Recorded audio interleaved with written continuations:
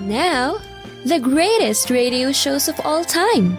Suspense. The Shadow Node. Washington calling David Harding, counter-spy. Classic radio theater. The Great Gildersleeve. Fibber McGee and Molly. Dragnet. Gunsmoke. The Lone Ranger. Now, step back into a time machine with your host, Wyatt Cox. Good evening, friends of the Inner Sanctum. Variety and comedy on this Thursday with episodes of the Chase and Sanborn Hour with their special guest Bette Davis. Also, the Aldrich Family starring Ezra Stone and Jackie Kelk in The Lost Watch. And an episode of Fibber McGee and Molly from 85 years ago, their 15th Anniversary Elopement. And another episode in the Metropolis football team poisoning Superman. And trying to find the poisoner. That's all coming up on this Sure Happy It's Thursday. This is the 12th day of September, 256th day of the year, 110 days left till we get to 2025. David Otunga's former fiance turns 40 today. Do you have any idea who David Otunga is or who his fiance is? Well, I know you know who his fiance is, just not that. Let's see. Henry Hudson discovered the Hudson River on this date in 1609. Elizabeth Barrett eloped with Robert Browning on this date in 1846, that wonderful poetess. The Hercules Powder Company in Kenville, New Jersey exploded on this date in 1940, killing 51 people and injuring over 200. Screen Actors Guild implemented an anti-communist loyalty oath on this date in 1947. And in 1953, Nikita Khrushchev elected the first secretary of the Communist Party of the Soviet Union. And Bonanza premiered on this date in 1959.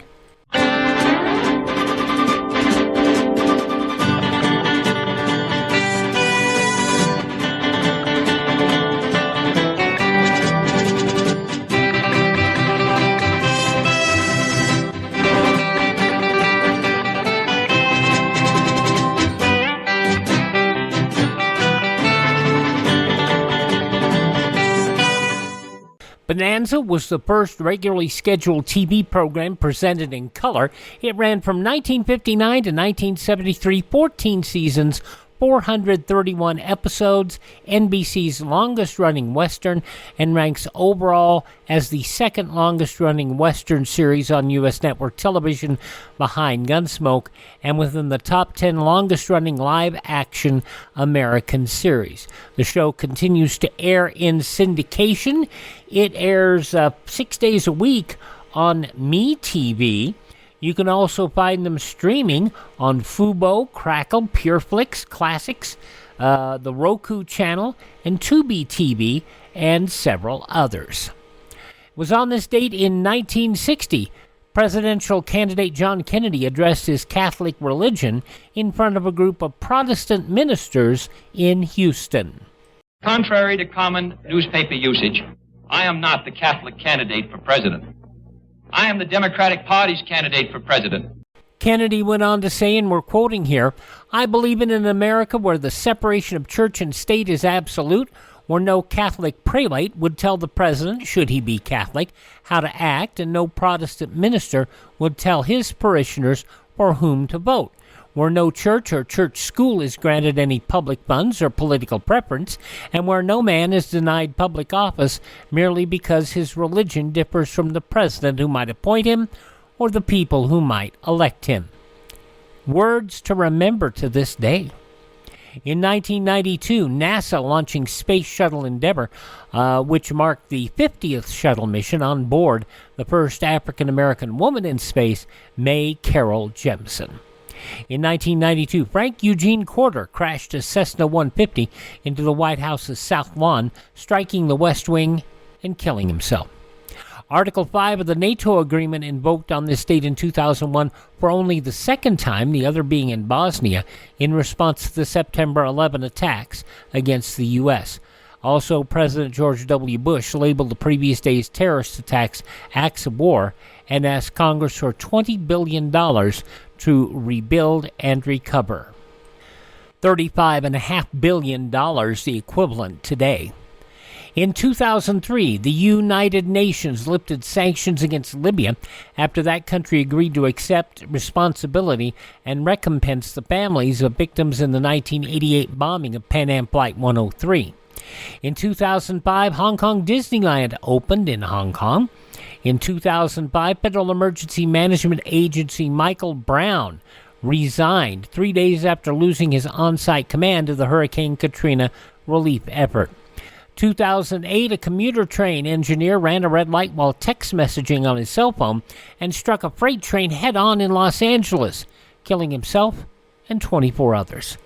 The National September 11 Memorial and Museum in New York City opened to the public on this date in 2011. 2013, NASA confirmed its Voyager 1 probe had become the first man-made object to enter interstellar space. And it was on this date in 2014, a South African judge found Olympian Oscar Pistorius guilty in the shooting death of his girlfriend. Guilty of culpable homicide. He was not found guilty of premeditated murder.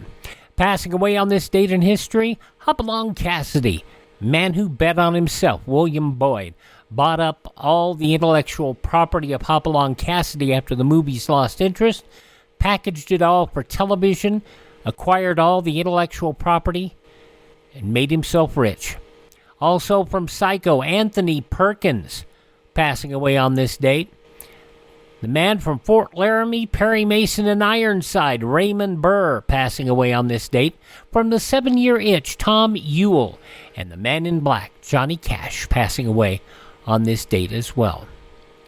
Those people who were born on this date include English explorer Henry Hudson, weapons inventor Richard Gatling, the Gatling gun, journalist and author H.L. Mencken, French singer and actor Maurice Chevalier, also Jesse Owens, wonderful athlete that did his part to shatter the color barrier.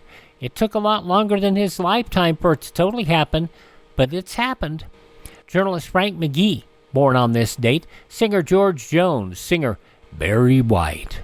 From Newhart and Bosom Buddies, actor Peter Scolari, and from the Fast and Furious franchise, Paul Walker, born on this date in history.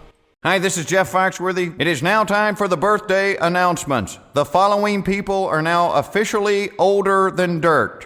From Dallas, Sue Ellen, Linda Gray, 84 years old, Maria Muldar, Midnight at the Oasis, Send Your Camel to Bed, Maria Muldar, 82 today, Joe Pantoliano, from Risky Business, Goonies, and The Sopranos, 71 years old today. Actress Rachel Ward, 67, from Wings, Mrs. John Ritter, Amy Yazbek is 62. A wonderful musician, Ben Folds. One of the things he did that you may not realize, he did a 2004 album with William Shatner, Has Been, probably Shatner's best musical work ever. Ben Folds, 58 today. Comedian Louis C.K., 67. Second season winner of Idol, Ruben Studdard, is 46. Emmy Rossum from Shameless and Angeline. Emmy Rossum, 38 today. And formerly engaged to WWE announcer and wrestler David Otunga. By the way, David's gone from the WWE now. She did the movie RESPECT.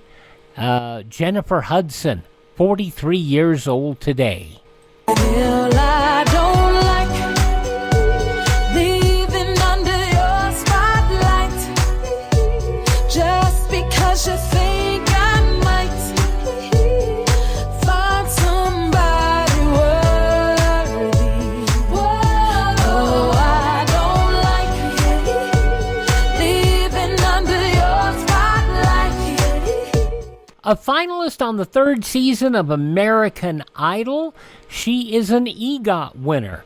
She won an Emmy, a Grammy, an Oscar, and a Tony Award. Dreamgirls, the musical, wonderful job in that. And then the motion picture about Aretha Franklin, Respect. Jennifer Hudson, she is 43 years old today. Those are just a few of the people celebrating the 12th day of September is their birthday. Now, if this is your birthday... Hi, we're the Four Freshmen, and we just want to say, Happy birthday to you! Now on this Thursday, Classic Radio Theater with Wyatt Cox, we're going to have some variety, starting off with the Chase and Sanborn Hour from September 12th, 1937, 87 years ago today. The guest is Bette Davis, darling. And Nelson Eddy, Edgar Bergen, Charlie McCarthy, and W.C. Fields talking about a brand new picture. We'll hear all about that coming up in a few moments here on this Thursday, Classic Radio Theater with Wyatt Cox.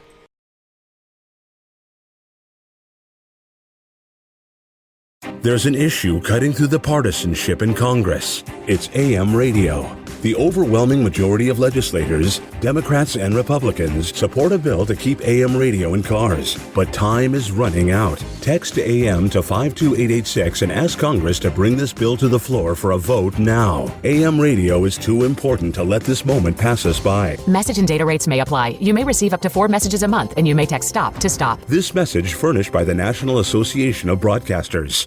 By the way, I mentioned this the other day, and a couple of you got a little offended, but I want to mention it again, because whatever you think of Mike Lindell and his political opinions, the MyPillow product's really pretty darn good. I've been using them now for, 6-7 years. They have sponsored our program from time to time, and they have a special offer right now.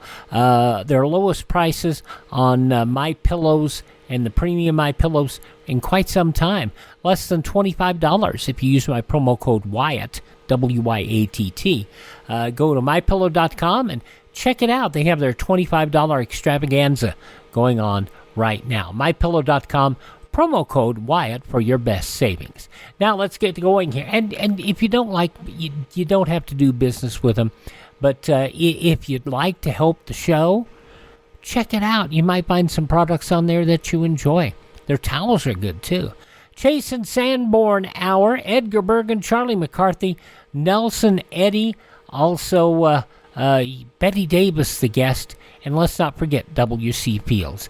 This episode from 87 years ago today, September 12th, 1937. The makers of the coffee you know is fresh, Chase and Sanborn Coffee, whose big September sale now in progress will benefit everyone, present the Chase and Sanborn Hour. And your host, Don Amici.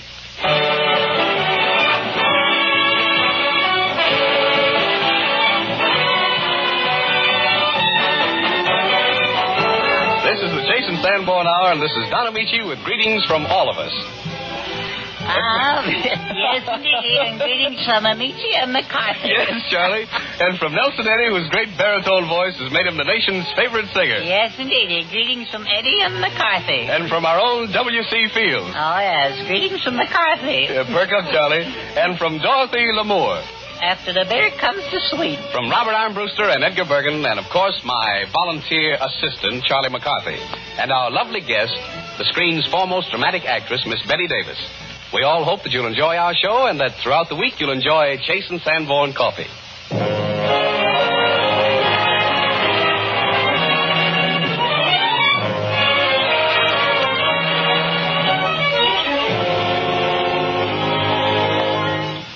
No singer is more loved in the homes of America today than Nelson Eddy, one of the greatest baritones of our time. Nelson puts his personal greeting into a song we all know and love. Nelson Eddy singing With a Song in My Heart. Though I know that we meet every night, and we couldn't have changed since the last time, to my joy and delight, it's a new kind of love at first sight. Though it's you and it's I all the time, every meeting's a marvelous pastime. You're increasingly sweet, so whenever we happen to meet, I greet you with a song in my heart. I behold your adorable face, just a song at the start. But it soon is a hymn to your grace. When the music swells, I'm touching your heart.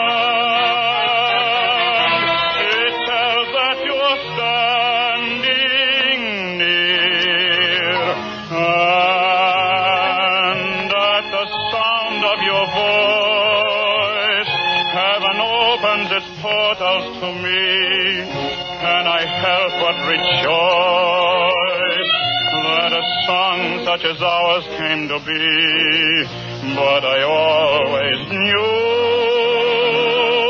I would live life through with a song in my heart for you.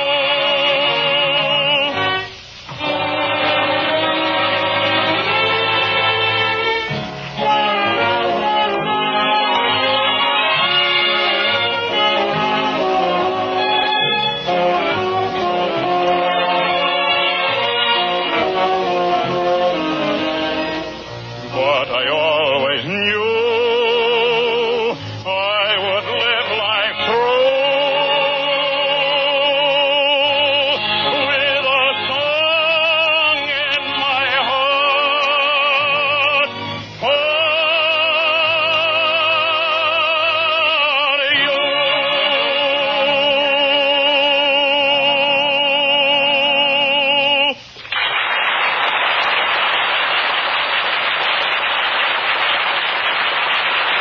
For his next song, Nelson Eddy tells a tall tale about a crack-brained king who found himself a new and very strange courtier, a flea. And as with all tall tales, believe me if you will, Nelson Eddy singing Mussorgsky's famous Song of the Flea.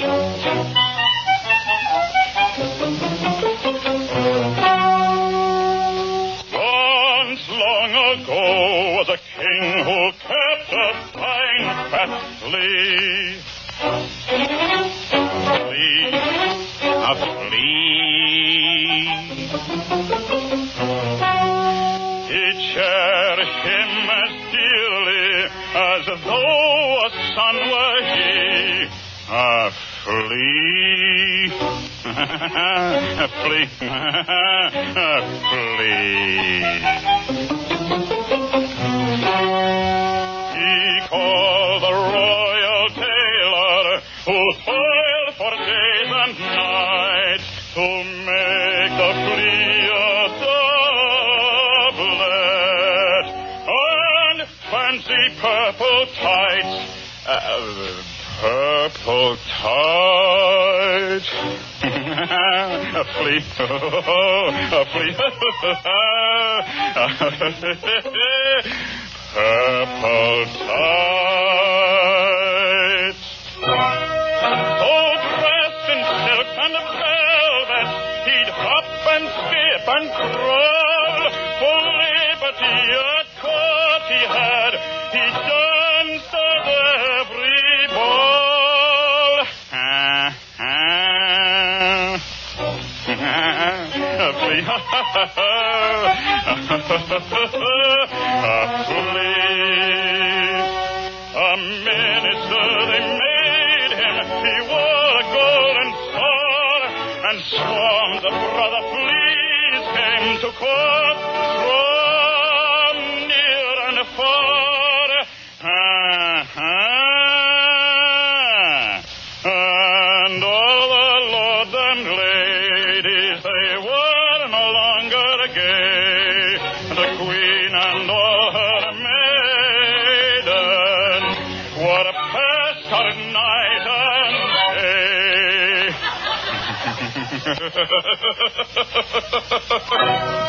Now you and I don't worry, for fleas are easy to catch. But think of those poor courtiers, they weren't allowed to scratch.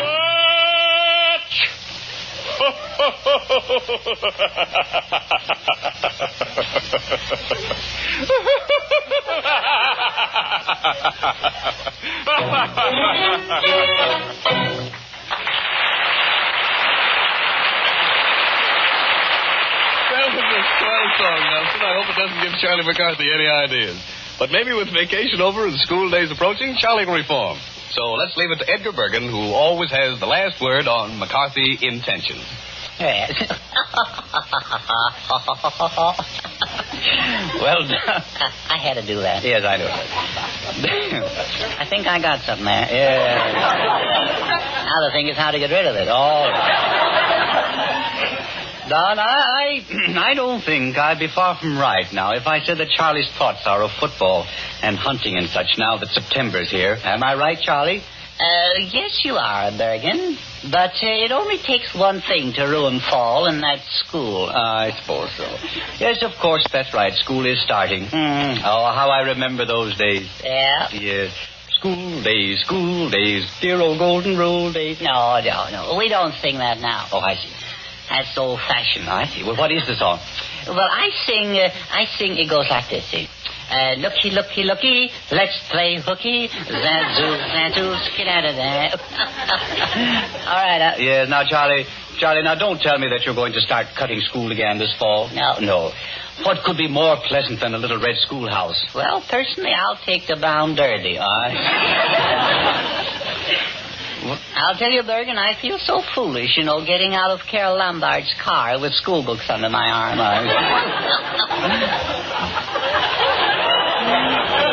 Going to 6A. But I shouldn't mind 6A. I should be getting used to it by now. Mark my words, young man, you will regret your attitude toward school. Yeah? Yes. Remember, knowledge is power. Yeah? Yes. Now, how are you equipped? Well, I'm not exactly muscle-bound. I'm just a bundle of nerves, that's all. Just twitching nerves. That's all, just nerves. Twitching. Yes. There I go again. Yes. Well, and also, Charlie, success and education, remember. Yes. They work together. Uh-huh. They go hand in hand. That's the trouble. They're ganging up on me. Let me quote Mr. Mann. A human being is not in any proper sense a human being till he is educated. I resent that. No, listen. For instance, look at Don Amici. Yeah? Well, I am looking at him. So what? Well, do you think that his talents came by accident? I don't know. Do you think he just walked into a broadcasting studio and said, I'm going to be an actor, or I am an actor? Yeah? Do you think so? I don't know. Well, you can be sure that something happened before that. Yeah? Yes. Oh, you mean his old man said, go to work? No. No, I mean schooling and studying. Oh, you're back at that stuff again. Yes. Don, Charlie would like your opinion on school and education. You see, Don is a graduate of Wisconsin. Is that true, Mr. Amici? Indeed it is, Charlie. Study is the salvation of mankind. The young man of today should be grateful that opportunity knocks, where before was only indolence and inactivity. Do tell. Book learning. Well, I never looked at it just that way. In fact, I still can't see it. Would you advise me to go to school, Mr. Amici? You know, I'm awfully glad you asked me that, Charlie. Very, very glad. You are? Yes. Doesn't take much to make him happy, does it? My happiest hours have been spent among my books. Did you ever read Dead-Eye Dick, the Demon of Dakota? No, Charlie, I can't say that I did. Well, you haven't spent your happiest hours yet. There's no reason for not reading it. It only costs a dime. Charlie, if you want another example, look at Dorothy L'Amour. I'll be glad to do that. If Dorothy was my teacher, I'd stay after school every day. Yes, I know. Oh, Dorothy, I wish you'd talk to Charlie. You seem to have a little influence with him. He doesn't want to go to school this fall. Well, Charlie, if you go to school, I promise to help you with your homework. Oh. You can come over to my house evenings and we can have discussions and debates. Uh-huh. We can study a little, too, can't we?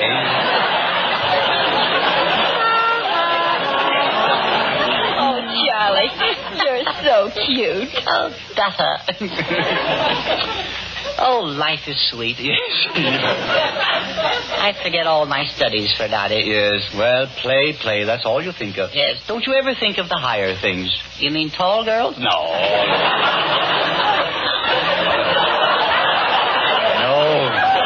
No, I'm still speaking of education. Oh, you are? Yes.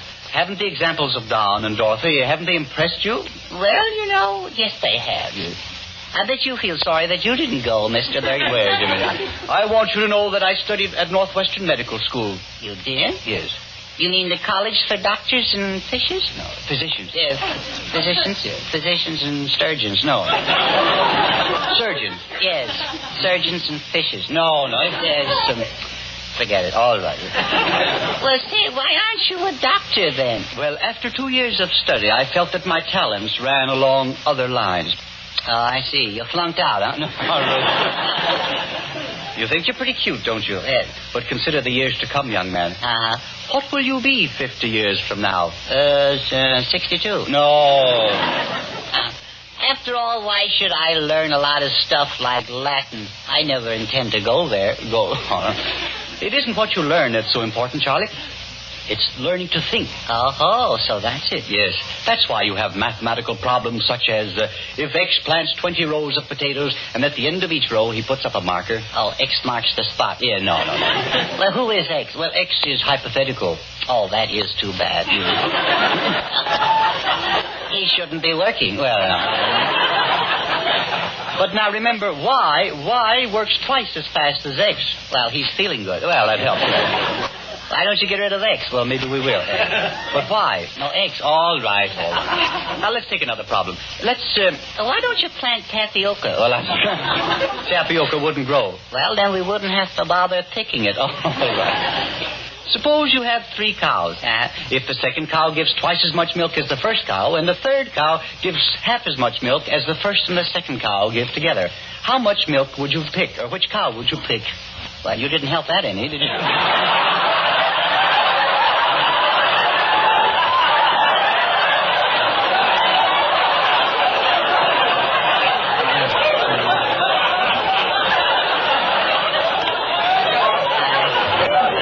I'd go so far as to say that you ruined it. All right. I imagine I'll hear more about this. Yeah. You can't pin it on me. All right. Well, let's go back to where we were. Yes.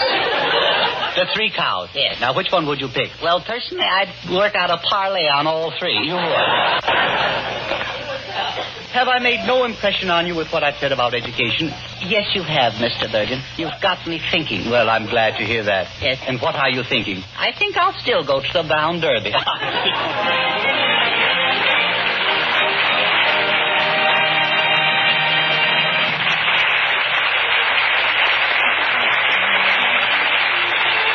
While Charlie cooks up schemes to dodge an education, Dorothy Lamour sings us a song that was written especially for her in the Chase and Sanborn program by that famous team of songwriters, Rogers and Hart. Dorothy introduced this song a while back and so successfully that she's going to sing it again. And I'm going to try a chorus, too, of Please Make Me Be Good. If you want to hold me, you must be brave. Sometimes you must scold me, then I'll behave and be your slave. Please make me be good. Keep all of my glances. Don't take any chances. Please make me be good. I'm not made of wood. No trouble with my sight. Keep me within eyesight. Please make me be good. I adore you, but my foot can slip. I adore you. Hold me tight. Don't let me trip. Be firm as you should. And while you caress me, be sure to outguess me. Please make me be good.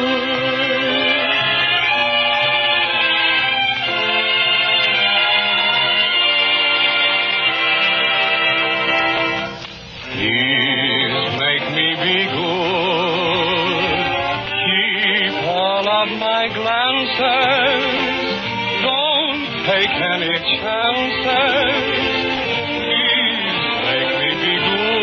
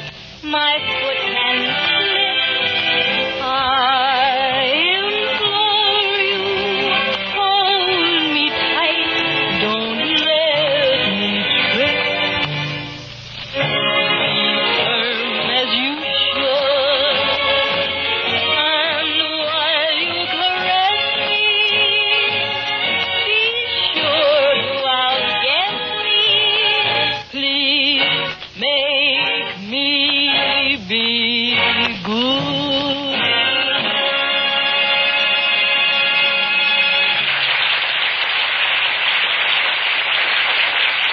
Of Dorothy's song, we add a new note in the form of very pleasant news for you. It's about the special September sale on Chase and Sanborn coffee. Hear the facts. Yes, the big September sale on Chase and Sanborn dated coffee is now in full swing. This is your big chance to get dated coffee. The coffee you can be absolutely sure is fresh at reduced prices. Remember, stale coffee not only tastes bitter and rancid, it is actually bad for you to drink. It can make you nervous and jumpy and irritable. It can slow up your digestion. It can give you headaches.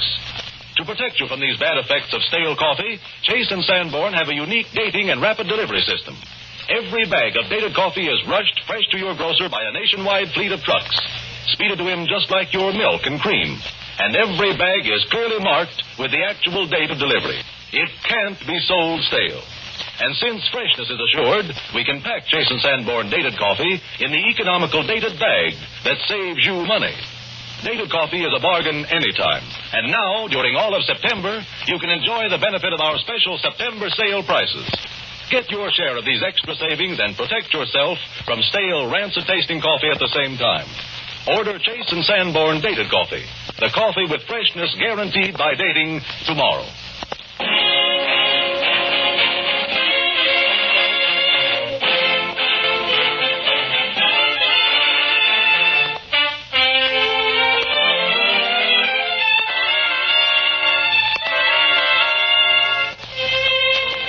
Popular music can surpass and varied appeal the songs composed by Irving Berlin. Robert Armbruster and the orchestra play a medley of his famous tunes.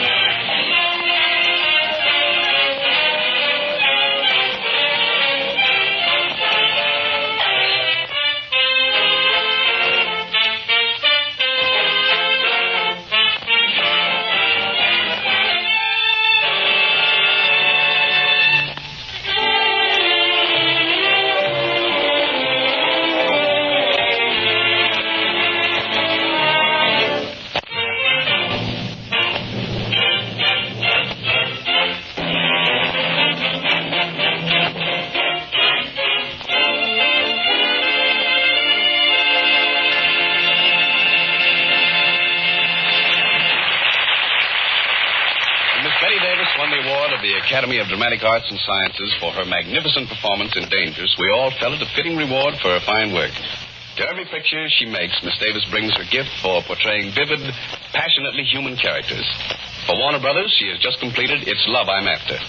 For us, Bette Davis plays the girl in an original play, It's a Swell Night.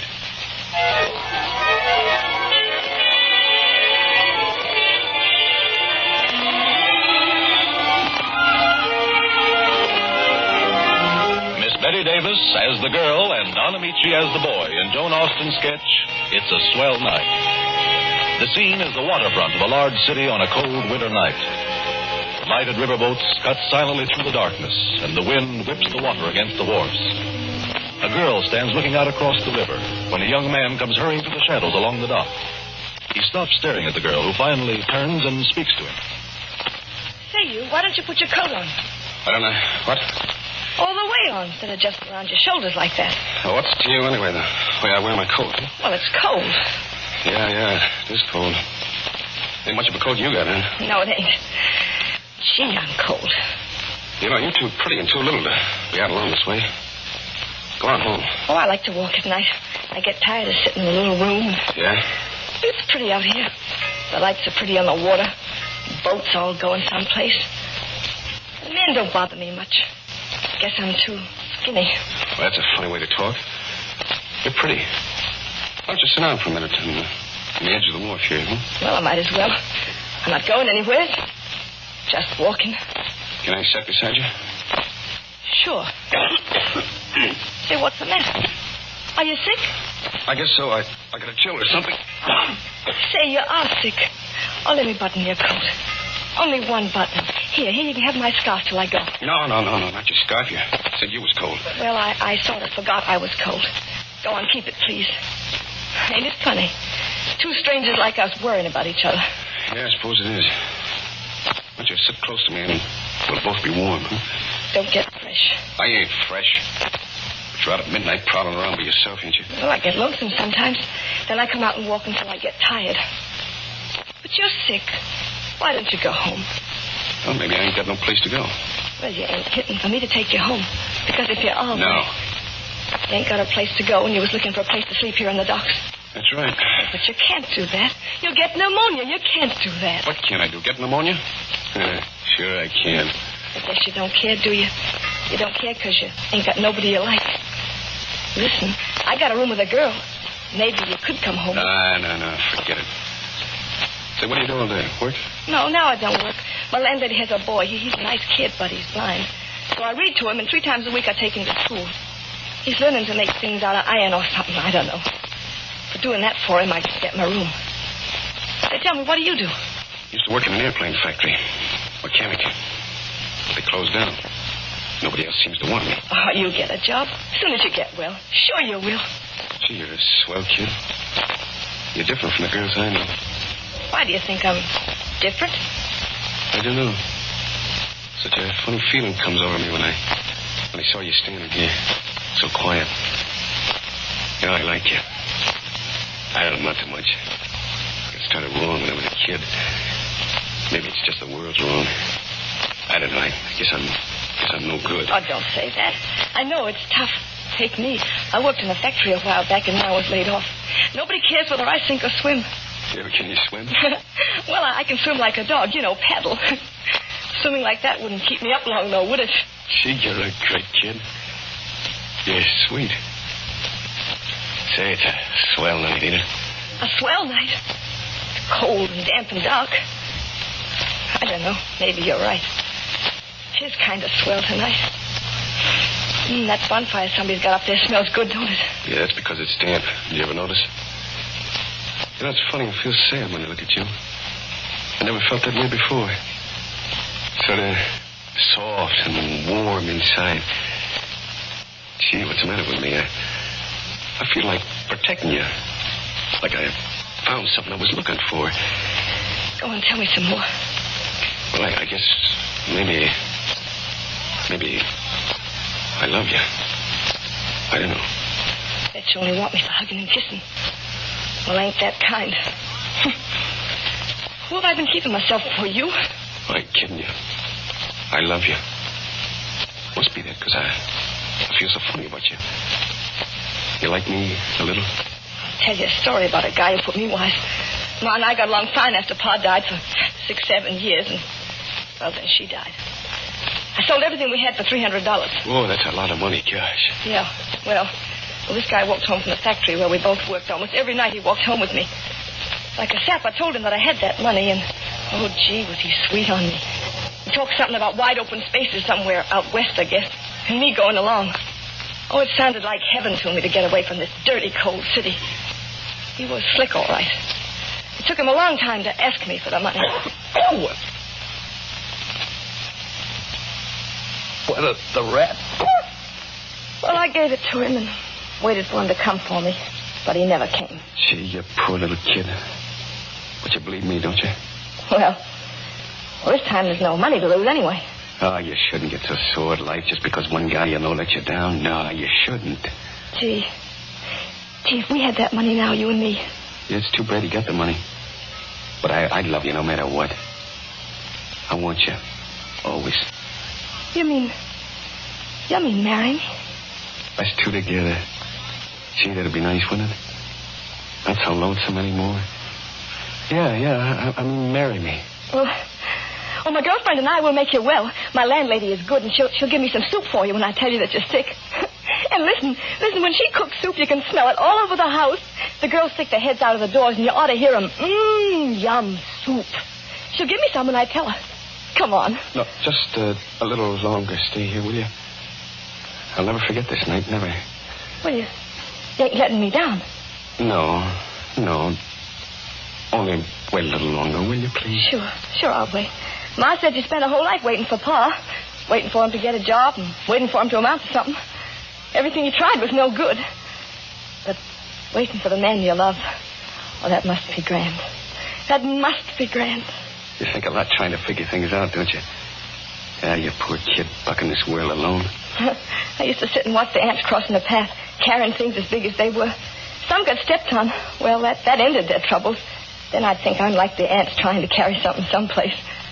I never cared if I got stepped on. But now I care. Now I care. Yeah, now you got me to love you. To work for you, to protect you. You got me. Yeah, I'm happy. I got you now to love me. I'm not afraid no more. Ain't it funny I don't feel afraid? And I want to make you happy. Gee, what's your name? Harry. What's yours? Harriet. Harry and Harriet. Oh, gosh, that's great. Say, ain't that what you call fate? Yeah, fate means you can't help yourself. It wouldn't be any use trying if you thought somebody had things all fixed up for you. Say, is fate a somebody? I don't know what it is. But, I was wondering what made me come here tonight. What made you? Well, I was just walking. I didn't want to see nobody. Well, if nobody out tonight, maybe only a cop. Well, does a cop come along here? Sometimes. We ain't doing nothing, are we? Oh, no. Well, then why should we worry? Well, there's something I should tell you. I should... Listen, you go on home alone. I'm sick and And leave you here? No, I won't. I should tell you something. I gotta tell you something. Tell me when we get home. Come on. Say, don't you want to go? Come on. Harry, you're choking me. Pull up my scarf. Oh, Harry, let go. Well, I want you to get up. Harry, please stick by me. I couldn't live now without you. Stick by me, will you? Oh, I'll stick by you. I love you. Do you hear what I say? So help me. I love you. Now let's go. Say, there's a man coming. Come on, let's get out of here. Why? Come on, hurry, run. I don't want to see nobody. Hurry. Say, wait a minute. What are you running for? Wait! Yeah, what's your hurry, sister? Your boyfriend walked out on you, ain't he? Harry! He beat it. The big stiff. Oh, come on. Be a little social. Let go of me. Harry! Gonna protect me, was he? Love me, did he, the big stiff? Oh, fight me, will you? Oh, you get out of here. Get out. You little devil. Go on, he can have you. I don't want any... Harry! If I find you, you're yellow, that's what you are, yellow. And I fell for him. He said he loved me, and I fell for him.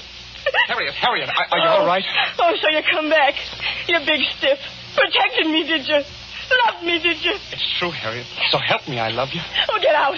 Get out, Peter. Oh, what are you doing just standing there with your hands hanging there? Handcuffs. I wanted to tell you, but But I was ashamed. I thought it was a cop, and then I heard you calling. Handcuffs! I'm so happy. And I thought all the time, gee, I'm happy. Harry, what did you do? I broke a window in a bakery.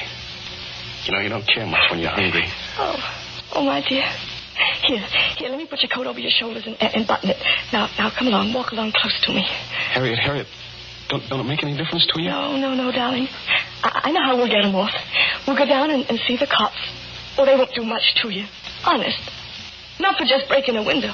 Maybe nothing. After I talk to them. Oh, gee, Harriet, you're swell. Come on. Walk close to me. Not too fast. Just like we was going home. Just going home.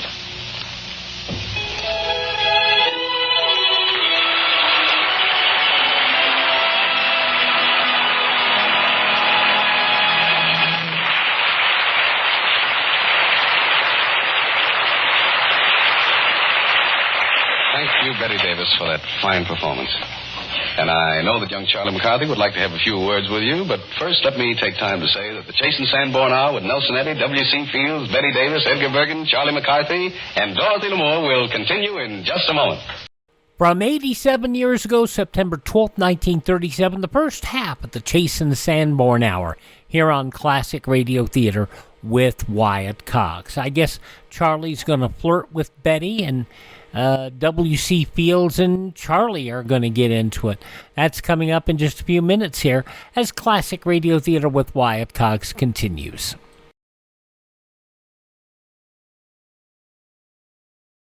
Daily, the broadcasts of Radio Free Europe and Radio Free Asia strike through the Iron Curtain, bringing the truth about the free world to the captive peoples behind it. Help send a message by giving to the 1952 Crusade for Freedom. Now the conclusion of the Chase and Sanborn Hour from 87 years ago today, September 12th, 1937, with their guest Bette Davis, and here is Charlie McCarthy. Betty, I am ready. When I see you, I'm unsteady. Now remember, Charlie, behave yourself. Miss Davis is a dignified young lady and a fine actress. Do you take me for a cad? Do you regard me as a bounder? Well, I remember what you've done in the past. Put your mind at rest, Bergen. I shall treat Miss Davis with the respect that one great artist gives another. Is that a promise? A word of honor, old chap. Yes, very well, then. Yeah. Miss Davis? Yes, Mr. Bergen? Charlie admires your work greatly and wants to meet you. And I've always wanted to meet him.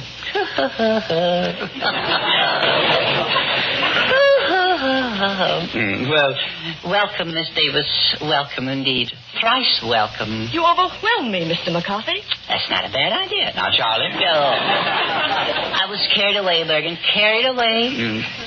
No offense, Miss Davis. Oh, no offense, Mr. McCarthy. All right. Miss Davis, your performance tonight was no less than superb. Are you as flattering to all the girls you meet, Mr. McCarthy? Oh, no. Girls may come and girls may go, but Davis is ever in my heart. You're very kind, Mr. McCarthy. Nothing, really. Miss Davis, I simply adored your picture. I sit on Bergen's knee, but I worship at your feet.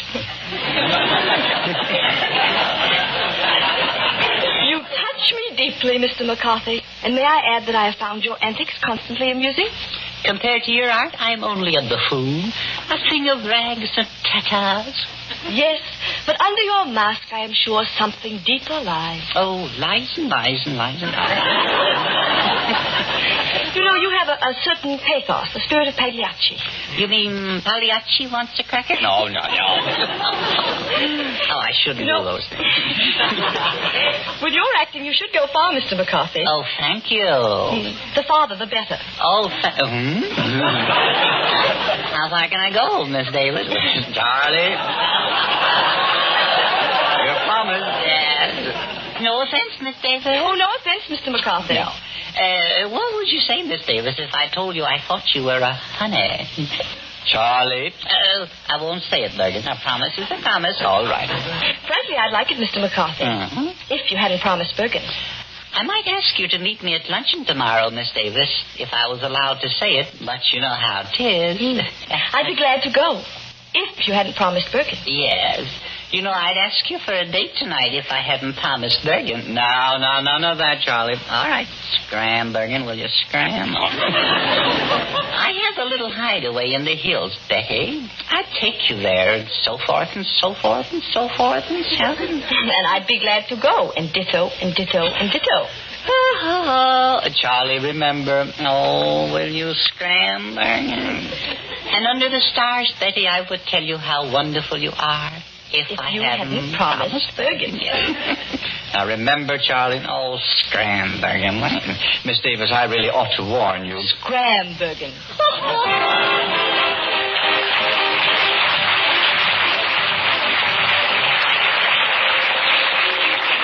Charlie may start out with studious intentions, but he always winds up in an amorous mood. The sight of a lovely girl such as Bette Davis invariably gives him that romantic feeling, which is the subject of my song, that old feeling. I saw you last night and got that old feeling. When you came in sight, I got that old feeling. The moment that you danced by, I felt a thrill. And when you caught my eye, my heart stood still. Once again I seemed to feel that old yearning, and I knew the spark of love was still burning. There'll be no new romance for me. It's foolish to start, for that old feeling is still in my heart.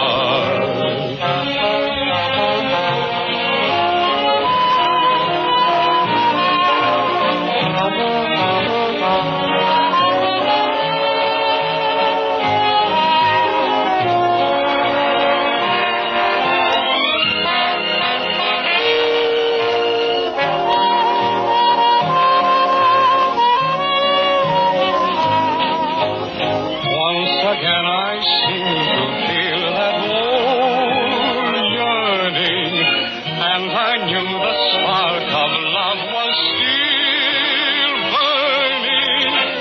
There'll be no new romance for me. It's foolish to start, for that old feeling is still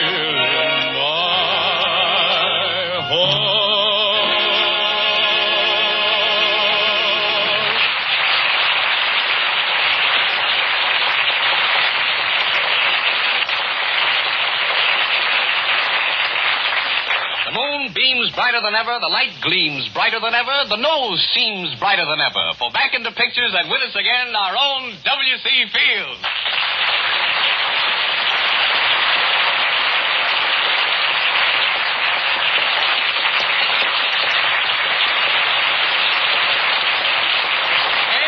Bill, now that your picture's started, how are you feeling? I feel all shot to pieces, darling. Shot to pieces? Yeah, close-ups, close shots, long shots. Well, are they big shots, Bill? All about 4 fingers. I mean, make sure you read all directions, darling. For a moment, I thought I was back in Bolivia, gang. I love Bolivia. The door slammed again, Bill. Oh, tell him to keep that door shut, will you? My nerves are all on edge, Don. Bill, what's the name of your new picture? Are you good at charades, Don? Oh, yes, Bill. I'll make a game out of it. I'll speak a sentence containing clues to the title of the new picture. New picture at Paramount. William LeBaron, chief of... Fine fellow, Don. He owns a lot of horses. Keeps a livery stable or something. Oh. Can I guess too, Mr. Fields? You're out. Don't bother me, Charles. Go take a nap under a falling axe. Go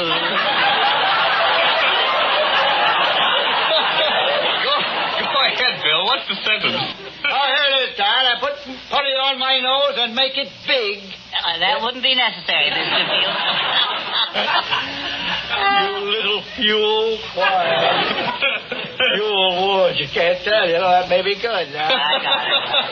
If I had to do over again, I'd word it differently. I wear a broad smile. This is where you start guessing, Don. All right, Bill, yeah. I remember big and you remember broad. Yeah, go ahead, Bill. I have a cast in my eye. And on my chest I have the numbers 1938.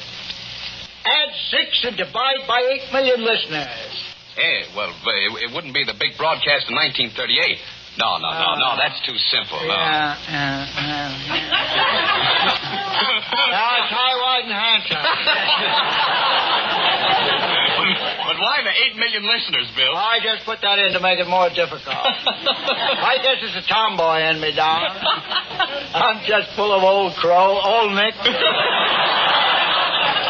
Bill, what's the plot of your new picture? Oh, it's about a circus, Don. It's full of elephants. One scene, my friend sitting in the circus next to me. He reaches into his pocket. What do you think he finds? I haven't the slightest idea, Bill. A bag of Chase and Sanborn coffee. Oh, I might have known he'd find something like that. That's the truth, Don. My friend then hands the coffee to the pachyderm, the mastodon,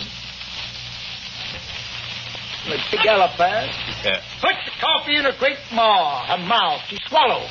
Her eyes become bleary. She says, what? No sugar? Please pass the cow. It's a talking elephant. The suspense is awful, Bill. I guess too. The elephant swallowed the coffee. The bag became fixed in her thorax. She coughed. She regurgitated. Now, have you ever attended a coffee shower? No, Bill, but tell me, did your friend leave then? Not exactly, Don. The elephant reared up on her hind legs, pounced upon my friend's stomach, his abdomen. With all four, she thumped him to death. Oh, that's a very sad story, Bill. Yeah, I couldn't stand to see my friend being mutilated that way. No, of course not, I closed my eyes and I walked, ran, I dashed back to my dressing room and I locked the door. Oh, well, that was considerate of you, Bill. Yes, it was. And then there was a knock at the door. Bang, bang, bang, knock, knock, knock. Yeah, all right, Bill, there was a knock at the door. Bang, a knocking at the door. You would have split your sides laughing, Don, if you'd heard what I said to them. Yeah, what did you say to Bill? I didn't answer. Oh, that was a fine reply. Yeah, they knocked the door again. Knock, knock, knock. Honk, honk, honk, clang, clang, clang. All right, never mind. Lie right back in your pillow. What did you do then, Bill? I said, who's there? Yeah? I don't know whatever made me think of such. You said that, Bill? To me. Yes, it did. Yeah. That's I said, I'm not going to get all hot and bothered about a thing like that. No, of course not, Bill. They shouted, we've got your friend Jones out here. Paul Jones, Don, the producer of Paramount Moving Pictures. Yeah, no, Bill, wait a minute. But they said the elephant has walked all over him. I said, shove him under the door. Only thing is safe. Well, what happened then? Oh, they said, come on, Bill, stop your fooling. He said he's hurt, and his wife's going to have a baby. So what did you say to that, Bill? I said, well, you can't blame that. I said, my conscience is... I didn't answer him, Don. That was a good reply, too, Bill. Yeah. But I didn't even know Paul Jones was married. Oh, he's got 15 children. Is that so? 15 children? Yes, biggest producer at Paramount.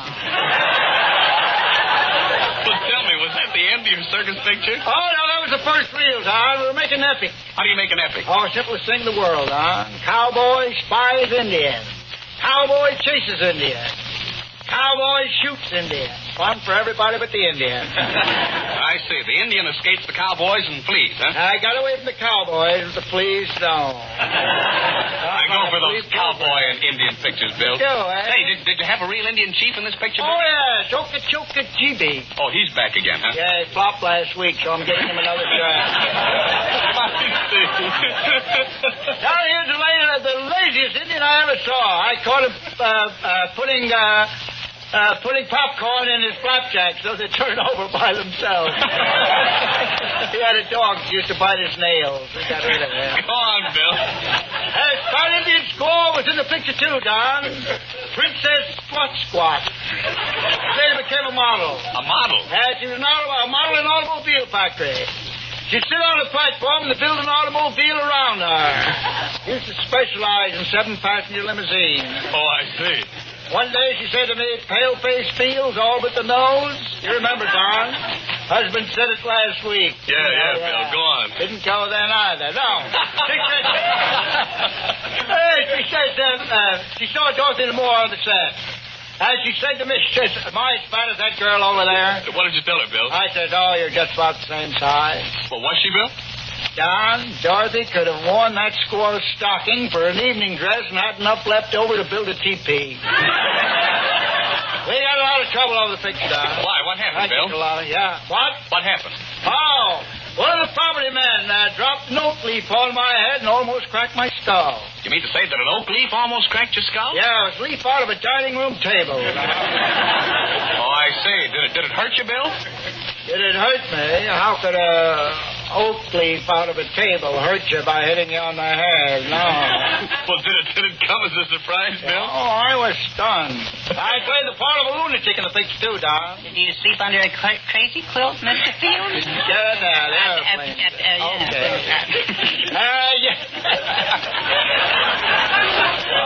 Dear, yeah, did I sleep under a crazy quilt? Yes, Charles, I shudder to think of you spending your old age in a beaver dam. No wonder.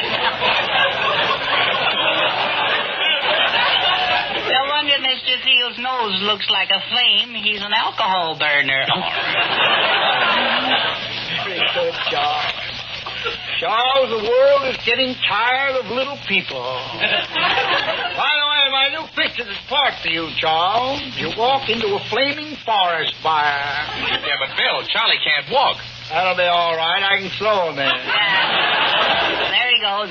Kicks me around the place like a football. Charles, someday I'll spread your legs apart and use you for goalposts. Bill, you know, I think you could make something out of Charlie. Yeah, they'll shove him into a hula skirt. Hold it, Paramount, here I come. Action, camera, shoot. Hurry up, Bolivia! Lights, action, camera, shooting. Love is Bolivia. Thank you, Edgar Bergen and Charlie McCarthy, and thank you very much, W.C.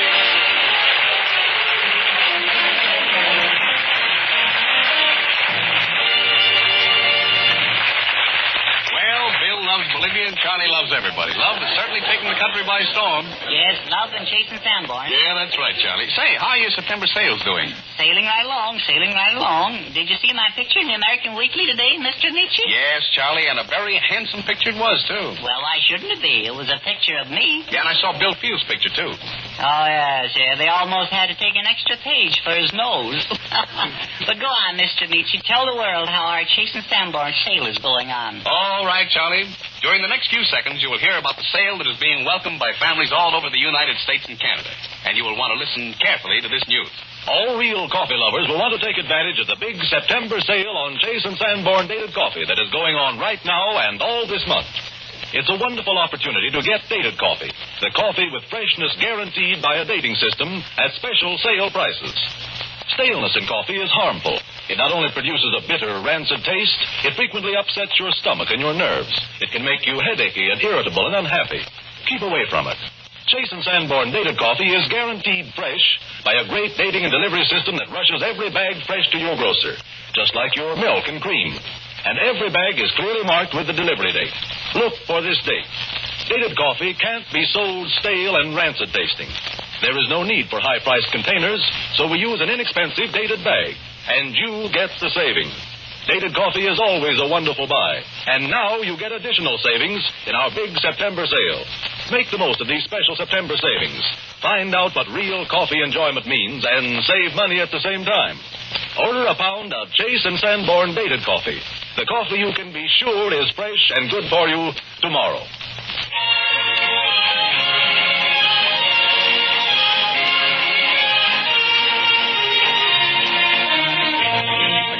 Brilliance and color of Spanish rhythm, Nelson Eddy sings a serenade to a lovely senorita. Nelson Eddy singing Lolita.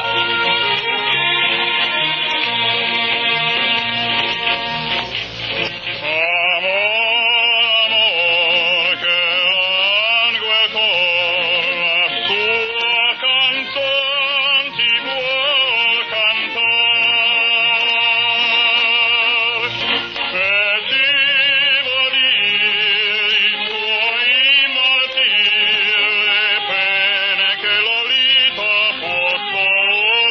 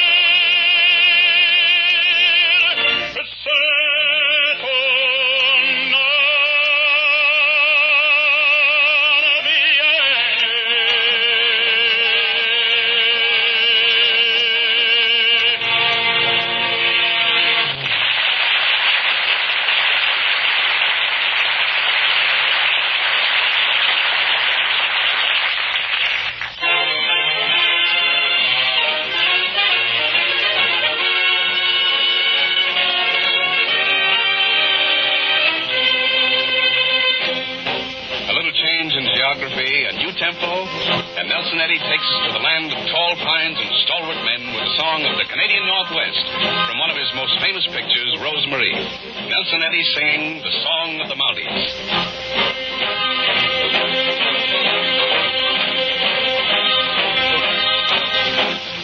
Far over the snow, what are those voices? They sing as they go, thundering voices. Look out for the Mounties, for here come the Mounties. We come, somebody hide, somebody better hide. On through the hail, like a pack of angry wolves on the trail. We are after you dead or alive. We are out to get you dead or alive. And we'll get you sure if you're the one. Better run away. Son, you are done. Throw your gun away. Here come the Mounties to get the men that are after now.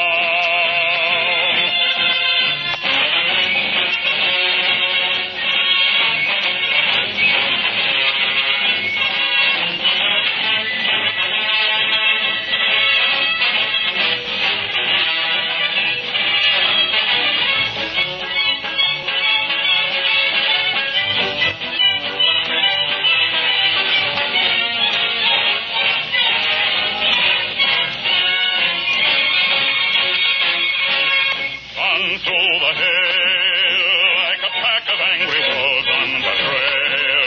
We are after you dead or alive. We are out to get you dead or alive. And we'll get you sure if you're the one. Better run away. Son, you are done. Throw your gun away. Here come the Mounties to get the men that are after.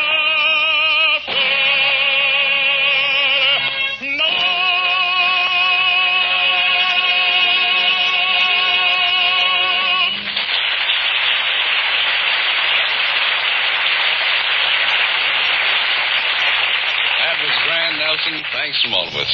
And since there always must be an au revoir, I'm saying it now for our guest, Miss Bette Davis, and for our regular company, Nelson Eddy, W.C. Fields, Edgar Bergen and Charlie McCarthy, Dorothy Lamour, and Robert Armbruster. And may I say to all of you who have listened to this broadcast that this hour with you is made possible by your purchases of Chase and Sanborn dated coffee. Such purchases are the finest way of telling us that you enjoy our show. Next Sunday at the same time, we'll be looking forward to meeting you again for another Chase and Sanborn Hour. This is yours sincerely, Don Amici, saying au revoir.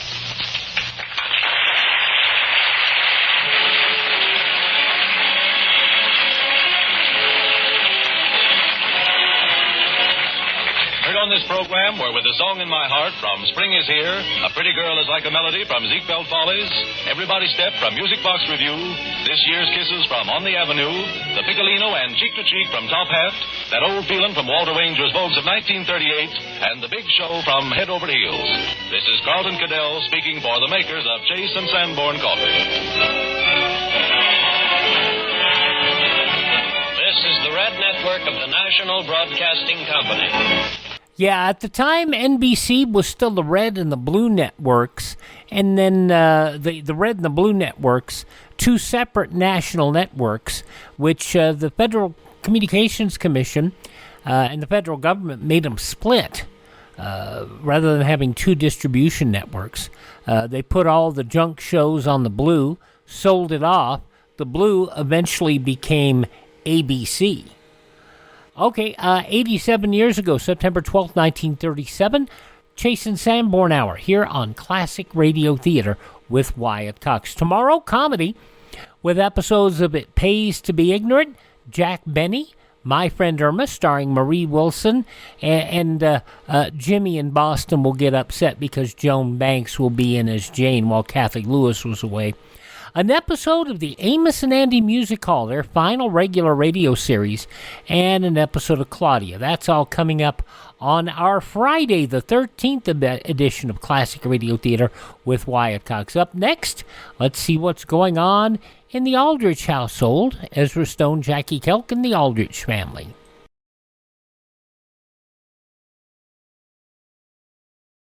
Got money to burn? Well, neither has Uncle Sam.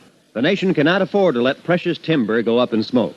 As an American, you cannot afford to let a carelessly tossed cigarette start a forest fire that may cost millions of dollars and may even cost human life. Help keep our forest lands green and growing. And now on Classic Radio Theater with Wyatt Cox, we go back 84 years to September 12th, 1940, for an episode of The Aldrich Family starring Ezra Stone and Jackie Kelk. The Aldrich Family, based on characters originated by Clifford Goldsmith and starring Ezra Stone as Henry with Jackie Kelk as Homer. Henry Aldrich. Coming, Mother.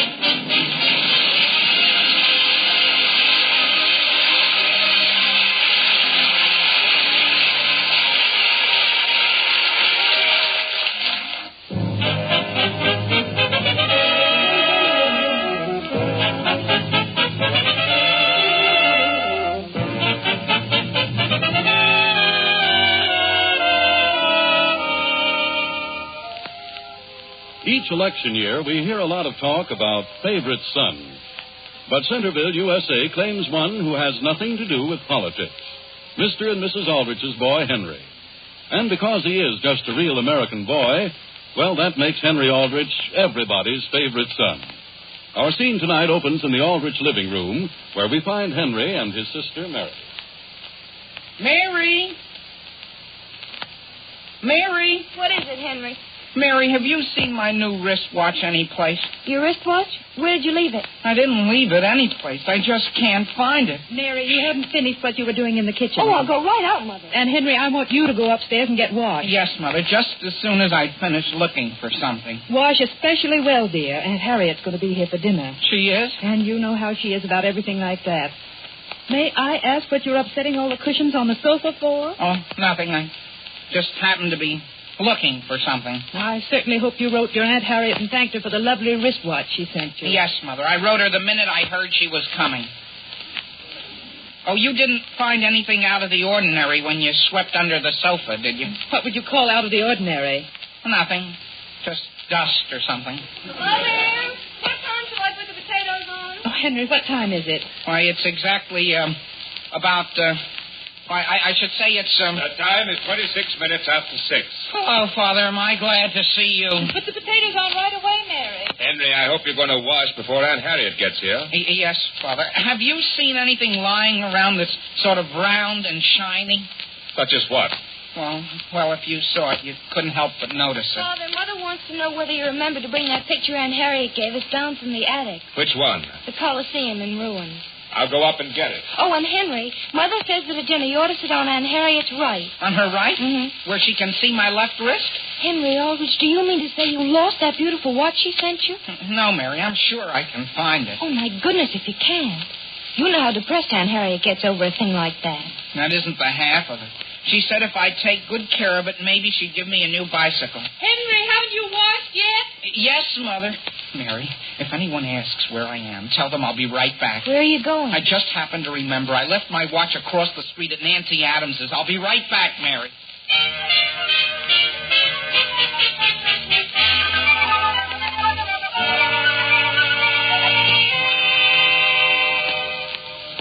Can't you help me look for my watch, Herbert? Are you sure you left it here? I must have. I've just been over at Nancy Adams's, and it isn't there anyplace. But, Henry, I don't see how you could lose a watch on my front lawn. Well, this is where I remember wearing it last. Herbert, let me see the watch you have on. Now, listen, Henry, this isn't yours. It's exactly like mine, It's Herbert. the same make, but is your strap worn as much as this? No. Was the second hand going? No, but could I borrow that watch just for this evening? No, Henry. You don't know how to take care of a watch. I've never ruined the strap or busted my second hand, have I? No, but you've lost the whole watch, haven't you? But if my Aunt Harriet finds I've misplaced it, she'll get depressed and refuse to give me a bicycle. Henry, you're the last person in the world my folks would want me to loan my watch to. What makes them feel that way about me?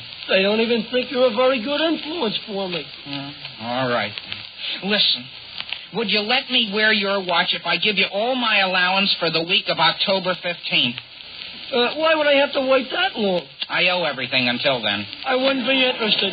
You wouldn't be interested? Well, would you consider 2 weeks' allowance beginning October 15th? No. But I wouldn't be asking you to help me if it didn't mean a lot. Henry, my folks will raise the deuce. Herbert, I'm not asking you to give me your watch. Tomorrow I'll bring it back as safe as though I'd never taken it.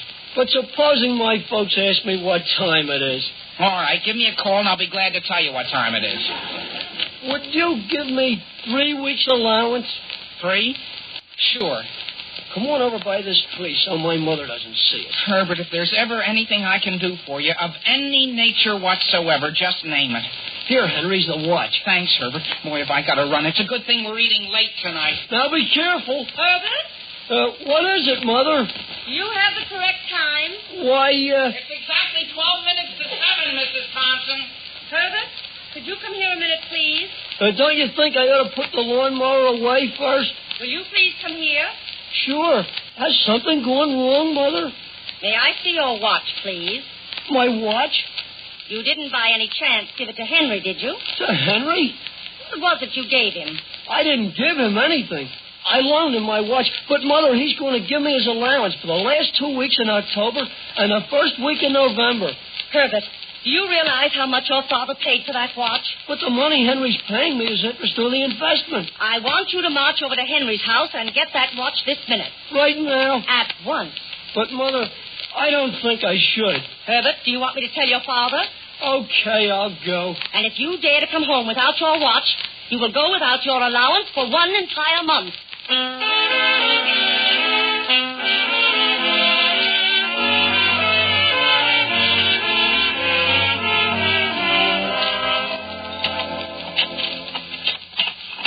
Sam, ask Harriet whether she won't have another piece of steak. More steak, Harriet? No, thank you. How many nights a week can you people afford steak? Well, we're really having this for you. You needn't have bought it for me. Where's Henry? He ought to be down any minute, Aunt Harriet. I heard him run upstairs a little while ago. Father never let us be late when we were children. Henry! Henry Aldrich! Yes, Father? Do you realize we're practically through with dinner? I'll be right there. Sam, as long as you have so much steak, give me that piece next to the bone. All right, sir. What on earth is that? Henry. I'm awfully sorry I'm late. Hello, Aunt Harriet. How do you do? Henry, didn't you know what time it was? Oh, yes, Father. It's 10 minutes after 7. Henry, where did you get that watch? Why, Mary, why? Oh, nothing. Will you have some bread, Aunt Harriet? No, thank you. Aunt Harriet, I want to tell you how very much I appreciate the watch. Why didn't you write me about it? I did, Aunt Harriet. Didn't you get the letter? I did not. Let me see the watch. Here it is. Who could that be at the door? I'll see who it is. Don't you want me to, Mother? No, thank you, Mary. I'm already on the way. So you like the watch? Aunt Harriet, I wouldn't part with it for any... Hello there, Herbert. How do you do, Mrs. Aldrich? Could I speak to Henry a minute? I'm sorry, but Henry's at dinner. But I have to see him. We're having guests, Herbert. Well, could I go into the dining room and speak to him? No, you better go back home and see him tomorrow morning. Oh, no. I'll wait here until he's through. But Henry will be busy all evening. Mrs. Aldrich... Herbert, I'm quite sure anything you have to say can wait until morning. Goodbye, dear. Okay, Mrs. Aldrich. The only thing is... My goodness, Herbert Thompson never comes over to this house except when we're eating. Who doesn't? Herbert. Oh, Herbert? Herbert Thompson? Yes. What's the matter with him? Nothing. Henry, are you all through? Yes, Father, I've caught up with you. Well, I'll clear the table then. Mary, you helped with dinner. I'm sure Henry would be glad to clear the table. Oh, yes, Mother, sure. Should we keep our forks for the pie? No, dear. We're going to have clean ones. Oh, okay. Henry, don't break anything going through that door. I won't. Now put everything on the big kitchen table. Yes, Mother. Everybody. Hey, Henry. Hey, Henry. Gee whiz, who's that? It's me. Herbert, where are you? I'm here behind the refrigerator. Oh. Henry, I've got to have my watch. But listen, Herbert, aren't I paying you for the use of it? But if I don't get it, I'll lose a month's allowance. Herbert, you can't back out on a bargain. But you shouldn't have talked me into it. Listen, Herbert, have sense. Can't you see I'm... Do I or don't I get my watch? Let me have it just until the end of the meal. No. Henry! Yes, Mother? When are you coming back for the rest of these dishes? Right away, Mother. Henry, wait. Get out, Herbert. I gotta go back. Well, I'm going to wait right here, Henry, until I get that watch. No, Herbert. Henry! I'm just putting the dishes down carefully, Mother. Here I come. Was there something you wanted? I'll take the rest of the dishes out. Oh, wait, Mother, I'll take it. I'll take everything in one load. Henry, look out. I haven't spilled a thing. Please sit down while I take these things out. But, Mother, why not at least let Mary? She's good at a thing like that. Mary's done more than her share. Then I think I'll go up and lie down. What's the matter with you? I have a fever. You're not to go to bed until the dishes are done. I'll be right back with the pie, Harriet. Henry, must you drink an entire glass of water in one gulp? Oh, goodness gracious! Henry, what are you doing? I'm dying. Here, let me slap you on the back. I'm all right, Aunt Harriet. What do you think I found in the kitchen? Listen, Mother, let me explain. Explain, I left the burner on under a brand new pan. You left the burner on under a pan? I did. Oh, here, Harriet, it's a piece of pie for you. I couldn't eat a piece that big unless there's some cheese to go with it. I have the cheese right here. Where are you going now, Mother? Back to get the rest of the pie. I don't want any. But, Henry, the rest of us might. Oh, sure, of course. Henry, you still need a new bicycle? Well, I could certainly use one. Mary. Yes, Mother. How many pieces of pie did you cut? 5. Well, I brought in 2, and when I just went back out, there were only 2 left. There's one missing? There is. Well, I guess Mary only cut 4. But I'm sure I cut 5. Well, don't go back, Mother. I can't eat a thing. It's the best pie I ever ate. Well, what could that be? That whistle? Yes. I imagine it's just one of the fellows outside or something. It sounded as though it were right here in this house. I think it was in the cellar. From the cellar, Mary? Mm-hmm. That's ridiculous. Gee whiz, what is there in the cellar that would whistle? Will you have some salt, Aunt Harriet? On my pie? Well, some people like it. Henry, the doctor says Aunt Harriet must never touch salt. Well, in that case, she certainly doesn't want any. Isn't that strange?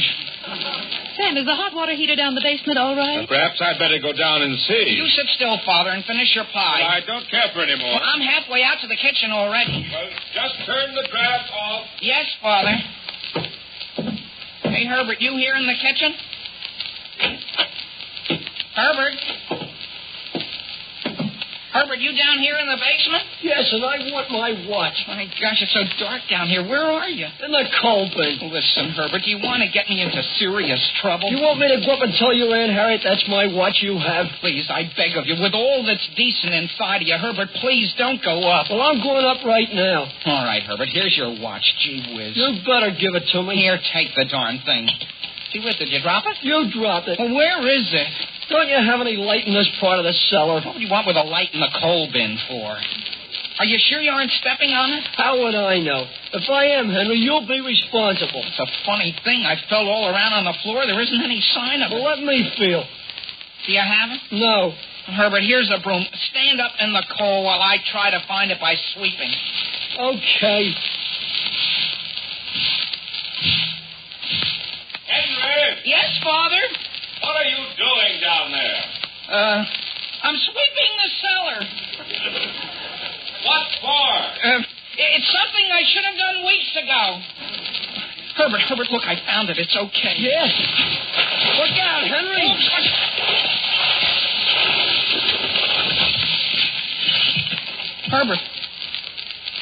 Herbert, are you buried? Give me the watch, Henry. Quick, Herbert, quick. My father's coming, I think. Let me up the stairs. You can't go upstairs. You gotta go in here. In where? In this little room where my father has his workbench. Okay. Henry! Don't bother to come down, Father. What's the trouble down there? Nothing. Are you in there, Herbert? Yes. Well, close the door tight. I can't. There's no latch on the inside. Here, I'll close it. Give me my watch. May I ask why you're sweeping the cellar while your Aunt Harriet is taking dinner with us? I guess I just didn't stop to think, Father. Who closed the door to my workroom? Could I have? I certainly hope you didn't snap that lock, son. Well, it snapped by itself. Well, that's a nice state of affairs. I've told everyone in this house I've lost both keys to that lock, and it must not be closed. You mean it can't be opened? Of course it can't. Not until I get a locksmith tomorrow afternoon.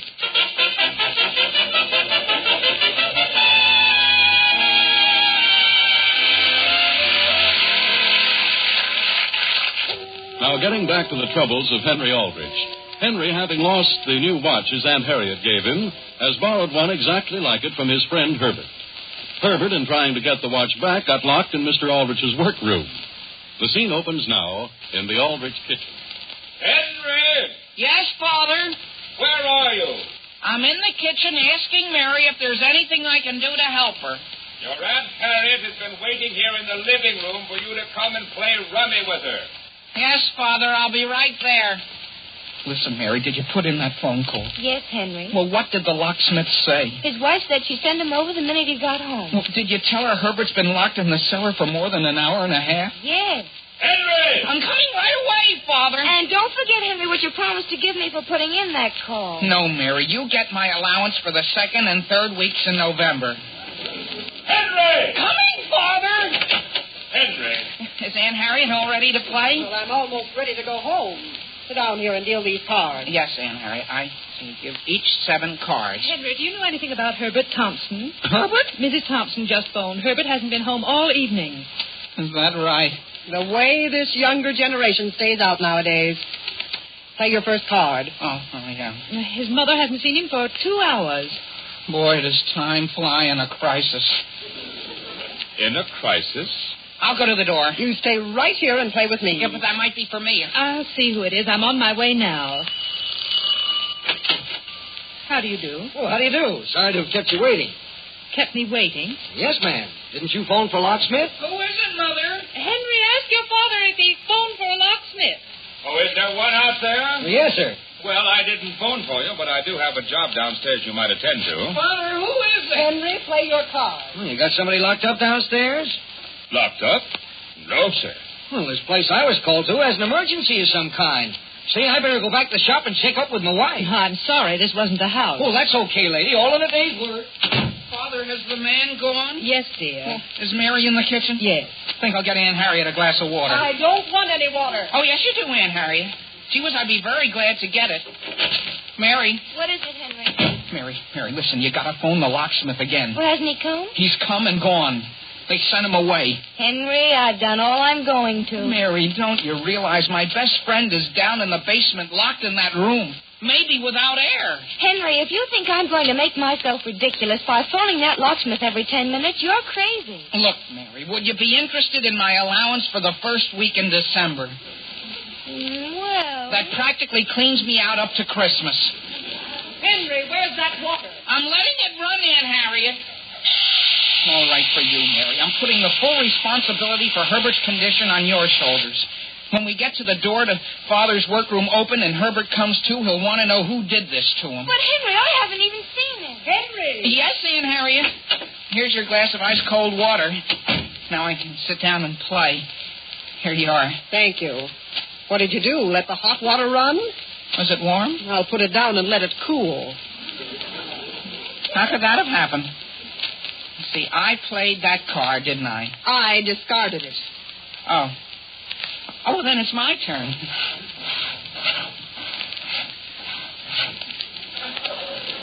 Sam, is that someone sawing wood? Is what someone sawing wood? Well. I thought I heard a saw. You still haven't discarded. Oh, no. Well. What do you mean? What do you mean, well? You haven't put your card down. I thought I heard that sawing again. Yes. It sounded as though it were in the basement. Maybe it's the hot water heater. I didn't even hear a noise. Well, if you listen, you'll hear it. Henry, will you please stop singing? I'd like to hear what that sawing is. Oh, excuse me. There, Aunt Harriet, is my card. Aunt Harriet, did you know I've been taking music lessons? I'll play a tune for you. Not now. Look, here's what I learned so far. Henry. Yes, Mother? I want you to go back to that card table, and if I hear one word out of you for the next 5 minutes, I'm going to have to ask you to go up to bed. Yes, Mother. Now then, let's listen. Well? You wait. Who could that be? Oh, it's probably that locksmith again. Is it? I don't know, dear, and I won't know until I open this door.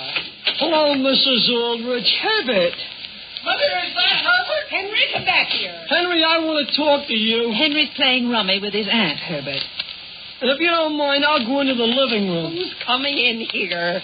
I am. I've always wanted to play rummy, and now I'm going to.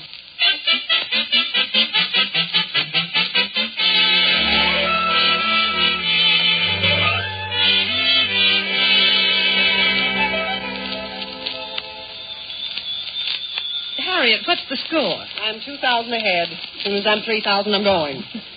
Herbert, how would you like another glass of ginger ale? Sure. Young man, do you realize this is the 4th bottle you've had? It is. If you drink any more, you're going to go right up in the air.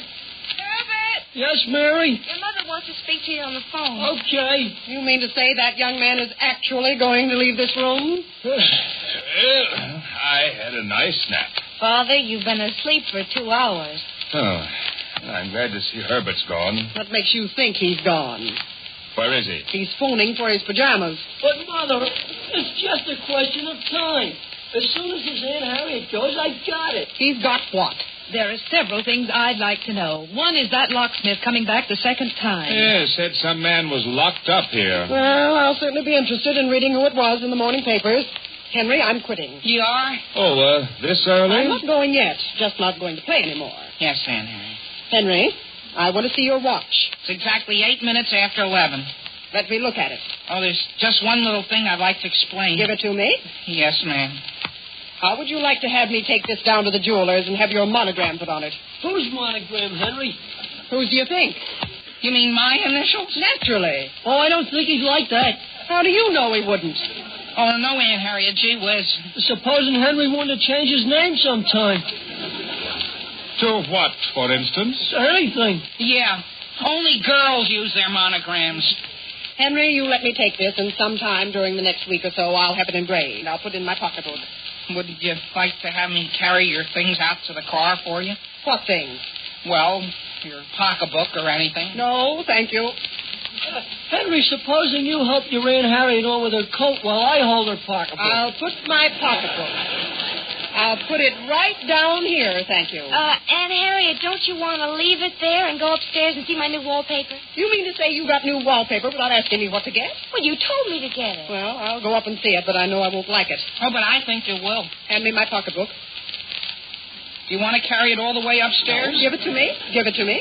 Henry, don't you think it'd be nice if we helped your Aunt Harriet up the stairs? Yes, Herbert, let's do that. Not so fast, boys. Not so fast. And Henry? Yes, Aunt Harriet? It isn't necessary to push me. Alice, Yes, Sam. would you please tell me what's gotten into those two boys? Trying to be nice to Harriet. It isn't like them to be that nice. But Herbert's fond of her, Sam. He said... Well, Herbert? Yes, Mr. Aldrich? Did you like the wallpaper? Oh, very much. Well, Henry, I guess I'll be going. About what time is it, Herbert, my friend? Well, my friend, it is exactly 21 minutes after 11. Thank you very much. Alice, what do you think I've lost? What? Well, sir? So long, Henry. You wait, young man. I want to say good night to you. What did you lose? I locked my car out in front and left the keys inside it. What? Sam, go out and get them. And how would I do that? Oh, here they are in my pocket. The only thing is... Now what? Henry's watch is gone. You mean it isn't there, Aunt Harriet? Henry, I gotta go home. Yeah, so long, Herbert. Now, who's that at the door? Hello? No, Mr. Aldrich. Why, Nancy Adams, what are you doing here? Is Henry here? I just found his watch. What? His watch? Where did you find it? He left it over at my house this morning. Well, how would you account for a thing like that? And Henry also left this letter you forgot to mail. A letter? Oh, yeah, here, Aunt Harriet, it's for you. Thanking you for my watch.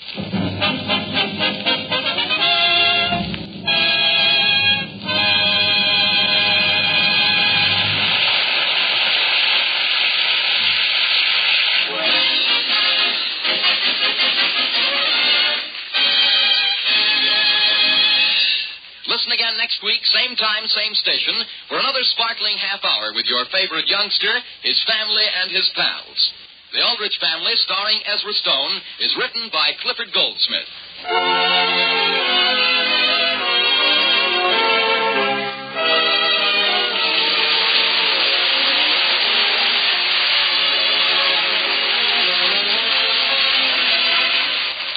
From 84 years ago, September 12, 1940, the Aldrich Family here on Classic Radio Theater with Wyatt Cox. Would you do us a favor?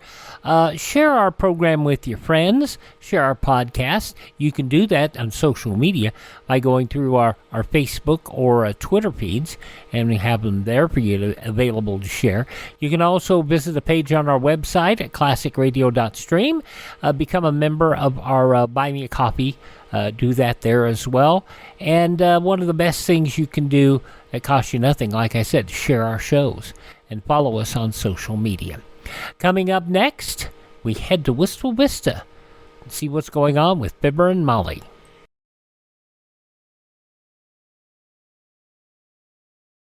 Americans have always been noted for their know-how. And you young men in search of a career, you can put this practical talent to excellent use in one of our nation's many engineering schools. At the present time, we need engineers. We need them to maintain our scientific and engineering superiority. So look to your future, to America's future. Plan now to become an engineer. Now on Classic Radio Theater with Wyatt Cox, an episode of Fibber McGee and Molly going back 85 years to September 12th, 1939, their 15th wedding anniversary. The Johnson Wax Program with Fibber McGee and Molly.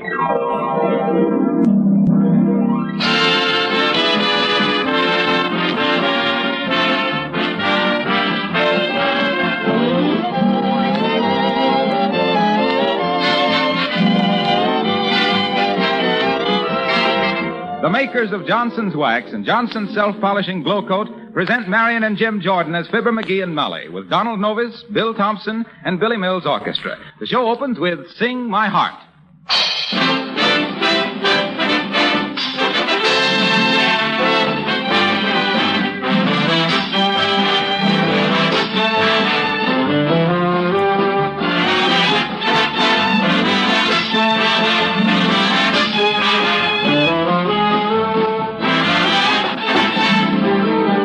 I'd like to take 1 minute right now to answer a simple question. Just what does Johnson's Wax do for your floors? And why does this real wax save you so much work? Well, the answer is simple. When you apply Johnson's Wax to your floors, you are in reality giving them a tough, transparent shield of wax protection, which shuts out dirt and germs. Thereafter, scuffing shoes cannot ruin the floor. A tough wax film guards the surface from wear, keeps your floors beautiful as new with a rich, mellow luster. A single application will greatly improve the looks of the wood floors in your home. You never have to scrub a Johnson waxed floor, because stains and soil spots can be easily wiped off the satiny wax polish. Wax your windowsills, too, your radio, picture frames, kitchen cabinet, and 100 other articles in your home. And then everything will take on new beauty, and your cleaning work will be cut in half. Remember, genuine Johnson's Wax wears longer and gives greater protection to the things you prize most.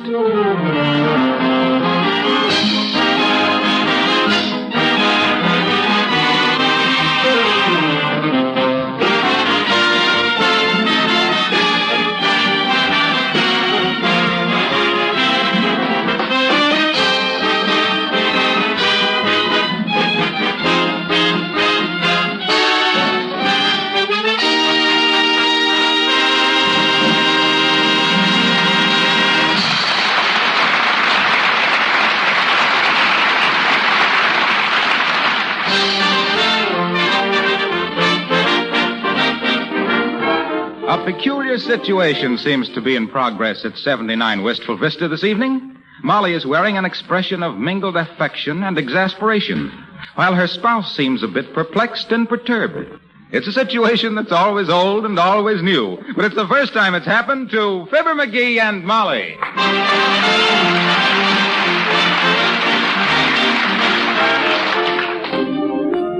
Come on, McGee, think. What day is this? Oh, now, let me see. It's Tuesday. The Chucks, we have that every week. Come now. What happened to us 15 years ago? 15 years ago? Search me, I don't think I... Oh, yes. Uncle Dennis got pinched for bootlegging. Shucks, ain't I the dumb one? I should have remembered that. Remember how he tried to ditch the evidence by pouring it down the sewer and 5 manhole covers blew off downtown? I'm glad you remind me of that, Molly, because I wasn't reminding you of that. Huh? This, dearie, is our 15th wedding anniversary. What? It is? Our 15th? Only our... what do you know about that? Congratulations, Molly. What are you congratulating me for? Well, congratulations to us, then. 15 years. Don't seem that long, does it? No. Get your hat and let's go out and celebrate. All right. And I know just the place to go. Where? They're having a special this week at Kramer's Drugstore on caramel ice cream. Oh, come, dearie. Control yourself. I wouldn't have reminded you if I'd have thought you were going all to pieces like this. Remember the night we eloped, Molly? I certainly do, McGee. Oh, it was beautiful. Remember that funny little justice of the peace that married us? Yeah. I still say it would have been a much prettier ceremony if he hadn't been chewing tobacco. Shucks, I was nervous enough as it was. Come in. Howdy, folks. Want to buy any garden, truck, eggplant, squash, and carrots? No, thanks, Bud. We got everything we need. Sorry to hear it. Need the money. Farm business is worse than it's been for 40 years. Oh, that's too bad. Don't you ever make a profit? Well, I might in normal times. What do you mean, normal times? Search me. Never seen any. Let's see. What was we talking about, Molly? Getting married. Oh, yes. I think we ought to, Molly. No! We did, didn't we? Are you sorry, dearie? Sorry? I should say not. I'd do it all over again. Yes, sir. Say, that ain't a bad idea. That ought to be fun. What on earth are you talking about? Look, let's elope again tonight and get married all over again. What do you say? Are you serious? Why, I'm more serious now than I was the first time. It's like describing a baseball game off the ticker tape. It's just as exciting even when you know what the score is.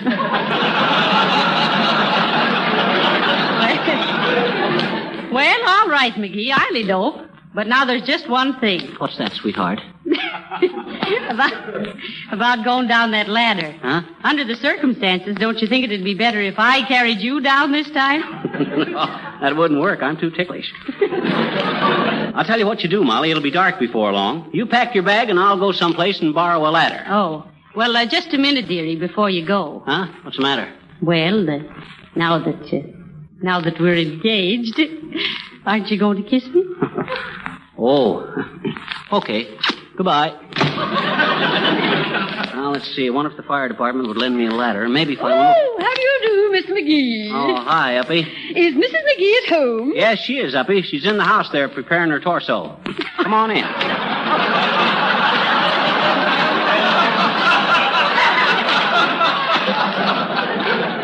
Hey, Molly. Here's Uppy. Oh, how do you do, Mrs. Uppington? So nice to see you. Oh, and it's so nice to see you, my dear. Tell me, are you engaged this evening? Well, heavenly days. How did you know, Mrs. Uppington? We ain't only engaged, Uppy. We're going to get married. Oh, how very... What? Married? Why, yes, we thought it'd be fun. But, my dear, after all this time... I mean, well, now, really. Oh, you don't catch on to it, Uppy. We're getting married again. You mean to each other? Well, who did you think? This is our 15th anniversary, Mrs. Uppington, and we're going to celebrate by eloping just like we did before. Yeah, incidentally, Uppy, you got a ladder we could borrow? A ladder? Oh, of course, I have a lovely ladder. Oh, I'm sure I still have the ladder I used when I dedicated the new chandelier at the Ladies' Exchange. Why, it's all covered with gold leaf and has a handrail. Oh, that sounds beautiful. Sounds a little dilly, but we ain't got time to dally. Can I come over and get it, Uppy? Oh, that won't be necessary, Mr. McGee. Snodgrass, my butler, will bring it over. Oh. My. Think of you two being married 15 years and eloping. Yeah. Oh, dear. Oh, tell me, have you arranged for anyone to pursue you? Oh, no. No one is chasing us. This is just for our own amusement. Oh, of course. Well, I'm sure the affair will never be criticized, even though you are being unchaste. Oh, my Aunt, I, a silly girl. Well, goodbye.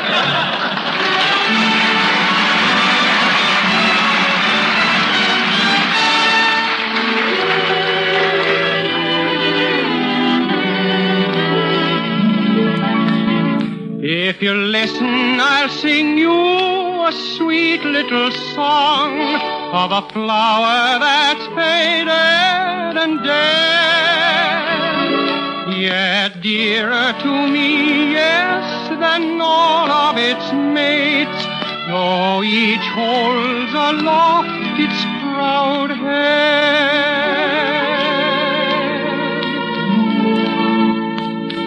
My wild Irish rose, the sweetest flower that grows.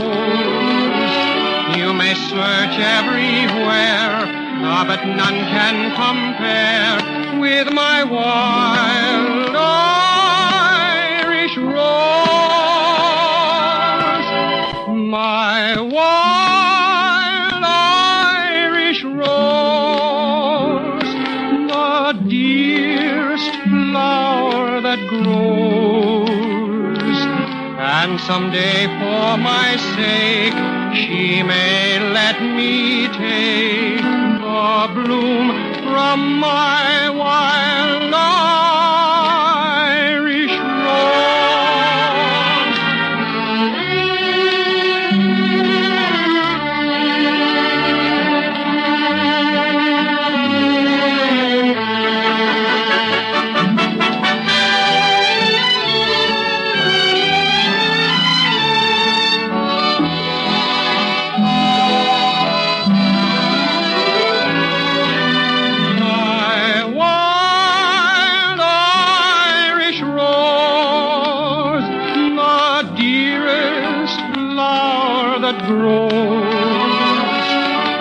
someday for my sake she may let me take the bloom from my wild Irish rose.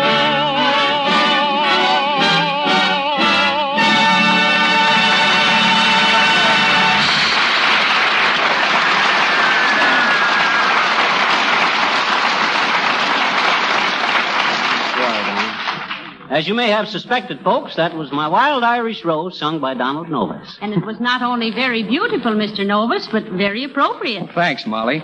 See, I heard you and Fibber were eloping tonight, and in honor of your wedding, everybody in the program chipped in and bought you this. Oh, well, thanks, Don. They shouldn't have done this. What is it, Molly? It's a cake of soap.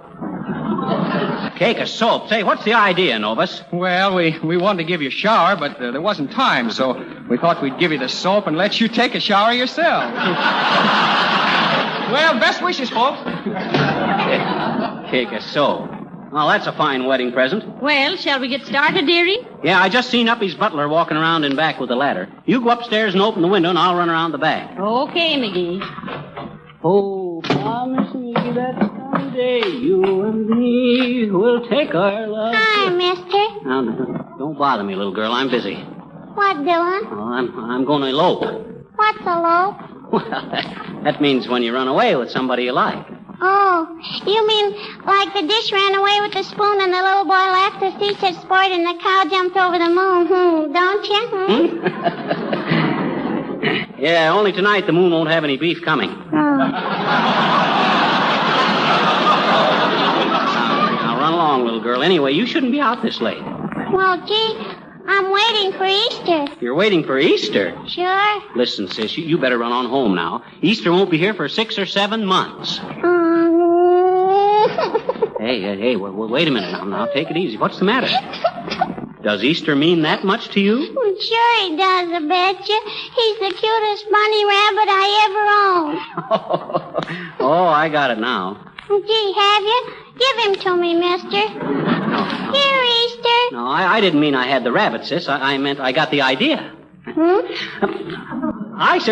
Listen, sis, I'm sorry I ain't got time to help you look for your rabbit, but if you'll describe him to me, I'll keep an eye out for him. Oh, well, he's got big ears, and he's white, and he's got pink eyes, and he wiggles his nose, and... Well, that's a pretty general description so far. Ain't he got any distinctive characteristics?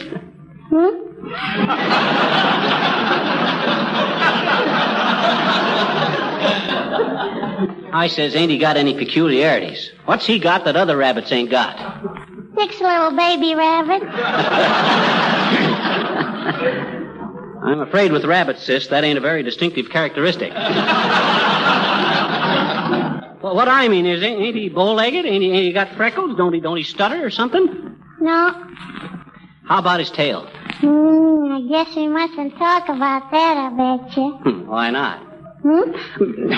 Why mustn't we talk about his tail? My mama said so. Oh, that seems peculiar. Just what did she say? Well, she said Easter was awful pretty, but he didn't have any tail to speak of. Well, thanks anyway.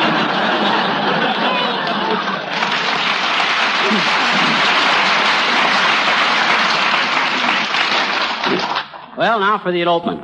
Hey, Easter, or hey, Molly. Which window? Right up here, dearie. Okay, grab the ladder now when I put it up.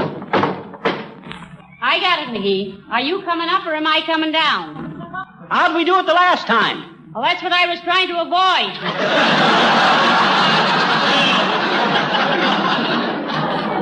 Well, here comes the suitcase. Catch it.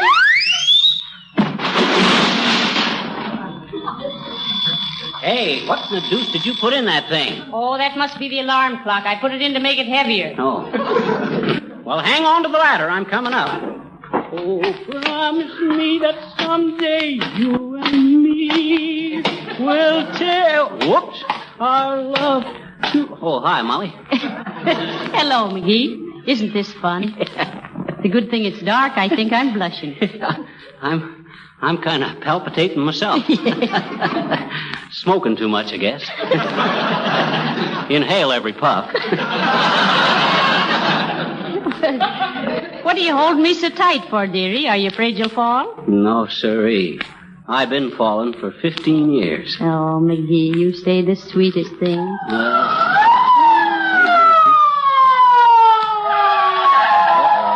right, you come down out of that. We got you covered.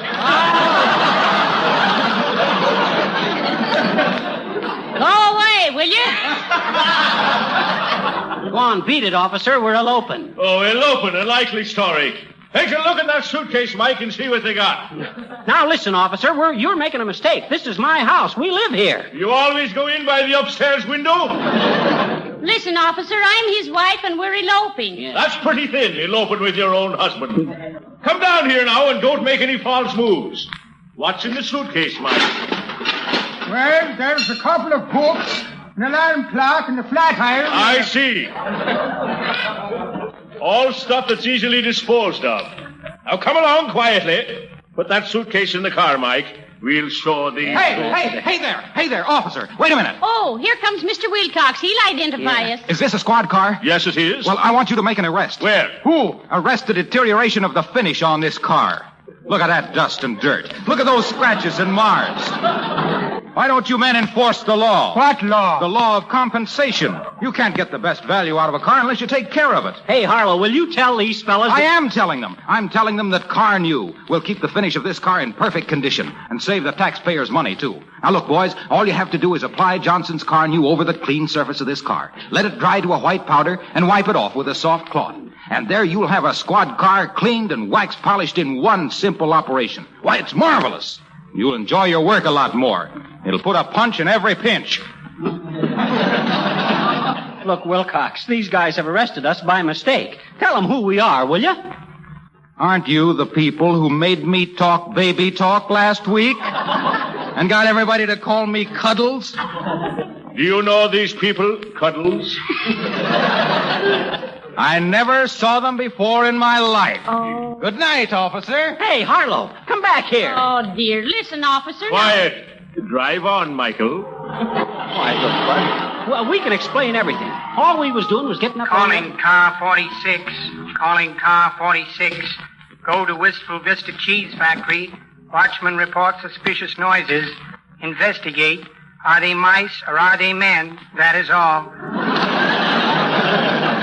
Now, listen, officer, why don't you be nice? You're spoiling our 15th wedding anniversary. Yes, ain't you guys got any sentiment? After 15 years, have you? Calling all cars. calling all cars. Be on lookout for gunman named Al Cabucci. Cabucci? Al Cabucci. If he is wearing light gray fedora, green spats, and a diamond scarf pin, that is Al.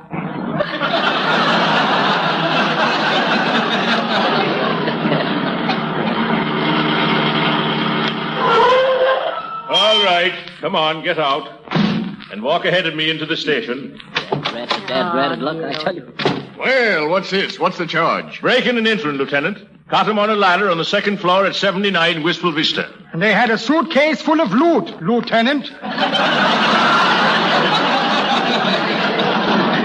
We never know such a thing, Lieutenant. That's our suitcase, and that was our house. What's your name? He's Fibber McGee, and he's one of the most prominent citizens. Callahan, look in the book and see if we have a record on McGee.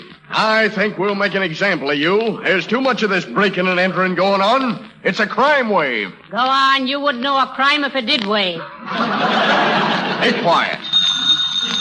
Telephone, Bud. Police department. Who? Oh, Billy Mills? Oh, he's a friend of ours, Lieutenant. Ask him about us. Listen, Mr. Mills, do you know a couple named Mr. and Mrs. Fibber McGee? Ah, good old Billy. You don't, huh? He does, too. What's that, Mr. Mills? They've what? Broken into homes every Tuesday night for years. Oh, thank you very much.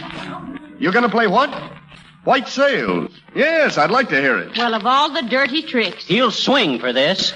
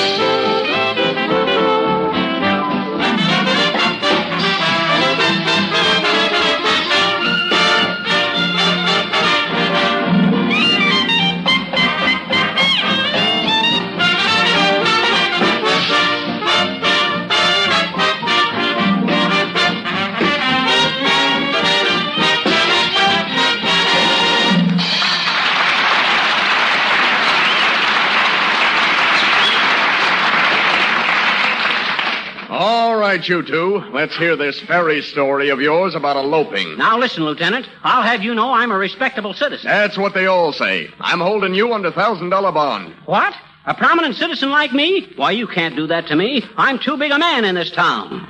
Why, even when I was a kid, Lieutenant, they wanted me to run for Congress.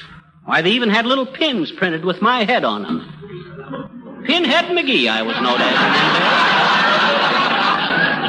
Pinhead McGee, probably the most prominent person ever picked by plutocrat or plumber, poet or peasant as the prize promoter of praiseworthy projects, pointed to by perspicacious politicians as the pick of the populace to pioneer in putting the People's Party in power on a platform playing up the parking problem, and punishing the political pirates polluting the public payroll, and praised by even the paid press for properly purging punk and palooka from Pasadena to old Paducah.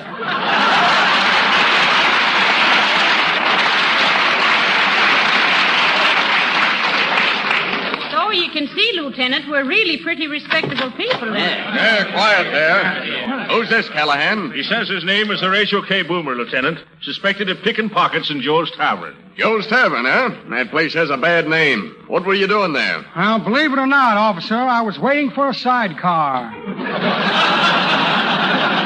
Any evidence, Callahan? No evidence, Lieutenant. Certainly not. What do you take me for, an amateur? Let him go, Callahan, but keep an eye on him after this. Now, just a minute, Lieutenant. Mr. Boomer knows who we are. Yeah, you'll vouch for us, won't you, Boomer? Good evening, my dear. Hello there, Bumblebrain. What's the matter? Well, the lieutenant thinks we're burglars. And he's holding us for a $1,000 bond. $1,000, eh? I'll pay the ransom, Lieutenant. Gee, thanks, Boomer. Ain't nothing of it. What's $1,000 to me? For that matter, what's my right eye to me? If you're going to go bail for this, man, hurry up. Certainly. I have it right here somewhere. $1,000. Where'd I put that $1,000? Here's a pair of brass knuckles. Use them to make lampshades. Know anyone that wants a lamp shaded? Let's see. Postcard from an old friend in Leavenworth. Says, quote, doing time fine. Wish you were here, unquote. Pair of hollow heels for smuggling diamonds. Never used them. I get cold feet when I walk on ice. Come on, Boomer, hurry up. The $1,000. Don't hector me, pup. Now, where I put that grand? Here's a package of playing cards in case I get in a friendly game of poker. These cards are friendly even when they turn their backs. Mud pack for my dear old mother. Puts an entirely different face on the mater. Yes, indeed. Bottle of hair dye for a girlfriend with a convertible top. And a check for a short beer. Well, imagine that. Here it is, $1,000. $1,000 and a glorious feeling. Well, thanks, Boomer, old pal. Now, can we go now, Lieutenant? Yes, but report back here tomorrow. Okay, Bud. Boomer, I certainly appreciate it. Hey, Boomer, wait a minute. We want to thank you. I'll thank you not to delay me. Yeah, but about that $1,000. Forget it, Fidget Midget. I'm going right home and print another batch.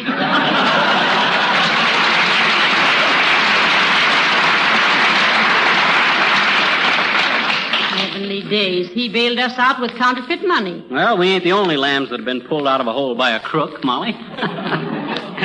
Well, it's a fine end to a beautiful idea. No, it ain't, Molly. Don't give up yet. Now, let's go ahead and get married again, just as if nothing had happened.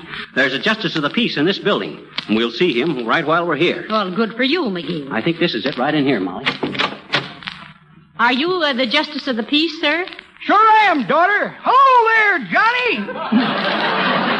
Glad to see you back. What do you mean, back? Hey! What do you mean, back? We haven't been here before. Oh, yes, you have. I married you kids in 1924. Never forget a face. Though in your case, Johnny, I certainly tried. Imagine that, Molly, the same guy that married us before. Well, he ought to be glad to know that it lasted. They tie more slip knots than love knots these days. That's pretty good, daughter. But that ain't the way I heard it. The way I heard it, one feller says, t'other feller, says, you know what them 3 balls over a pawn shop door stand for? Yep, says t'other feller. 2 to 1, you don't get it back. What was it you wanted, kids? We want to get married again, old-timer. How much do you charge? $10, Johnny, for the original marriage. $5 for an encore. Oh, all right. Go ahead. Take me hand, dearie. Take this man to be a lawful wedded husband. Take this woman to be a lawful wedded. I sick her well, rich or poor, not pronounce man or wife. I'll kiss the bride. $15, please.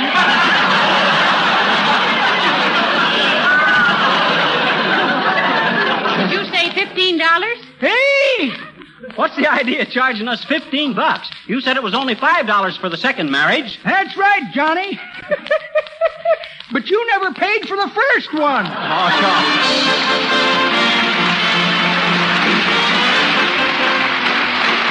Fibber and Molly will be back in a moment, and that gives me just enough time to tell you something about Johnson's Car New. I don't believe any new product ever was hailed more enthusiastically by the public. Car owners really needed this easy-to-use cleaner and wax polish all in one. The job of polishing a car had always seemed a difficult one, requiring more time than the average person could give to it. But all this has changed since the introduction of Johnson's Car New. For this revolutionary new product both cleans and wax polishes your car in one easy application. Carnew takes the place of two products, makes the job so simple that many women are now wax polishing their own cars. They've learned that just as Johnson's self-polishing Glow Coat has made floor polishing easy, so Johnson's Carnew makes car polishing easy. Carnew quickly removes all ugly road film, dirt, and stains. In a surprisingly short time, you can make your car sparkle and shine with a beautiful wax polish that everyone will turn to admire. Then you'll say, with thousands of other proud car owners, yes, your car looks like new when you use Carnew. C-A-R-N-U, Johnson's Carnew. For sale where auto supplies are sold and at your regular wax dealers.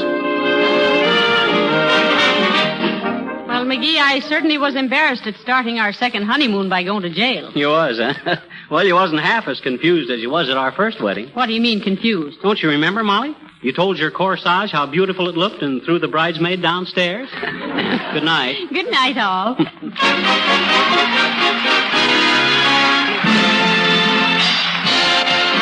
This is Marlowe Wilcox speaking for the makers of Johnson's Wax and Johnson's Self-Polishing Glow Coat, Racine, Wisconsin, inviting you all to be with us again next Tuesday night at this same time. Good night. This is the National Broadcasting Company. 85 years ago, September 12th, 1939, Fibber McGee and Molly here on Classic Radio Theater with Wyatt Cox. Tomorrow on the show, comedy with It Pays to Be Ignorant, Jack Benny, also my friend Irma, the Amos and Andy Music Hall, and Claudia. And then on Saturday, more crime with yours truly, Johnny Dollar. We'll have an episode of Frontier Gentlemen, an episode of Counter Spy and the FBI in Peace and War. Sunday, The Whistler, Nick Carter, Master Detective, Gangbusters, and Murder at Midnight. And then comedy again on Monday with Milton Berle, Dean Martin, and Jerry Lewis, Groucho Marx, and You Bet Your Life, and another episode of The Aldrich Family. But coming up next here, Superman.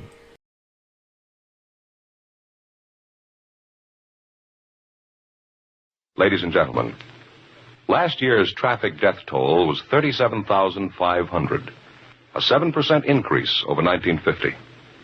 The National Safety Council believes that the best way to promote safety on the road is for each of us to know and obey traffic laws, to read and heed traffic signs. So be careful. The life you save may be your own. Now another episode of Superman and the Metropolis football team poisoning. This episode goes back 83 years today to September 12th, 1941. Presenting the transcription feature, Superman.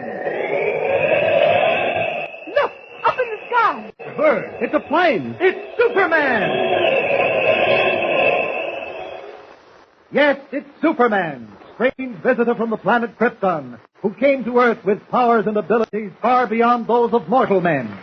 Superman who can leap tall buildings at a single bound, face a speeding bullet to its target, bend steel in his bare hands, and who, disguised as Clark Kent, mild-mannered reporter for a great metropolitan newspaper, fights a never-ending battle for truth and justice. And now to our story.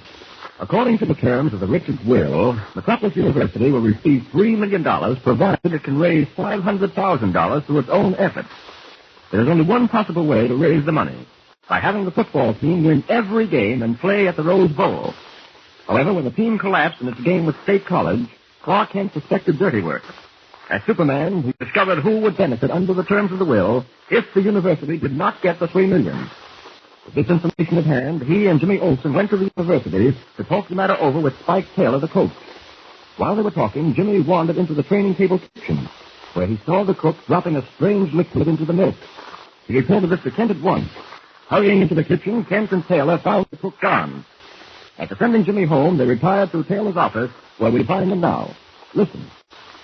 Well, there's only one thing to do, Coach. Find that cook. What's his name again? Dorr. Sam Dorr. Yes, Dorr. I can't picture him attempting to poison the boys on the team. He just isn't the type. What's that got to do with it? Chances are he's using an assumed name. Didn't you tell me the last job he had was cooking on board a ship? Yes. Well, I told you what I learned from Quincy, the lawyer who handled Richard's will. One of the beneficiaries who'll inherit a cool $1 million if the university doesn't get the money is George Kane, the nephew. According to Quincy, the last heard from Kane, he was working on an oil tanker. Kent, you don't think Sam Dorff is George Kane? Wouldn't be one bit surprised. Oh, but look, we're wasting time. We can't afford to let Dorf get too far away. I called the University Employment Office to get what information they have about him. The girl said she called back. Well, that must be the office now. Hello? Yeah? Hey, hold on a minute. Hey, hand me that pencil, Captain. Sure. Here. Thanks. All right, go ahead. 45 Darrow Lane, Sharon Heights. Widower, one child. What was that? Oh, I see. Well, thanks very much. Well, here it is. The address he gave was 45 Darrow Lane, Sharon Heights. That's about 50 miles from Metropolis on the B&R Railroad. That boy in the kitchen said Dorf mentioned he had to catch a train. Oh, yes, he did. I'll call the B&R and check. Good idea.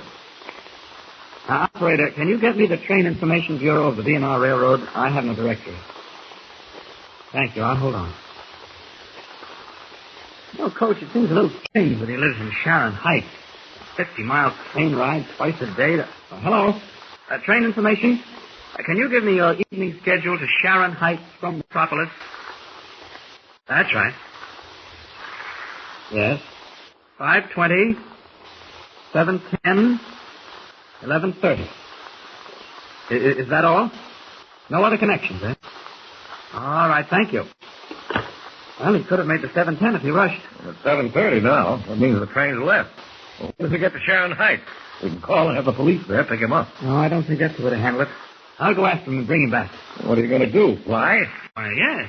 Well, don't be foolish. There's no plane service to that bird. Well, I didn't intend taking a plane. Now, wait a minute. Take it easy. In one breath, you say you're going to fly, and the next breath, you say you didn't intend taking a plane. Yeah, I was just a little confused. What I meant was I have a friend with a private plane. He'll take me. Well, what if Sharon Heights has no landing field? Oh, this friend of mine can land on a dime. Don't you worry. Okay, it's your funeral, not mine. Yeah, where's that medicine bottle we found in the kitchen?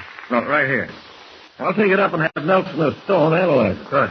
And I'll call you if I run into trouble. If not, I'll have Dorf back here by 10 o'clock. Good luck. Thanks. Oh, and by the way, I wouldn't mention this to anyone but Professor Nelson and Dr. Stone. I won't. Okay, so long.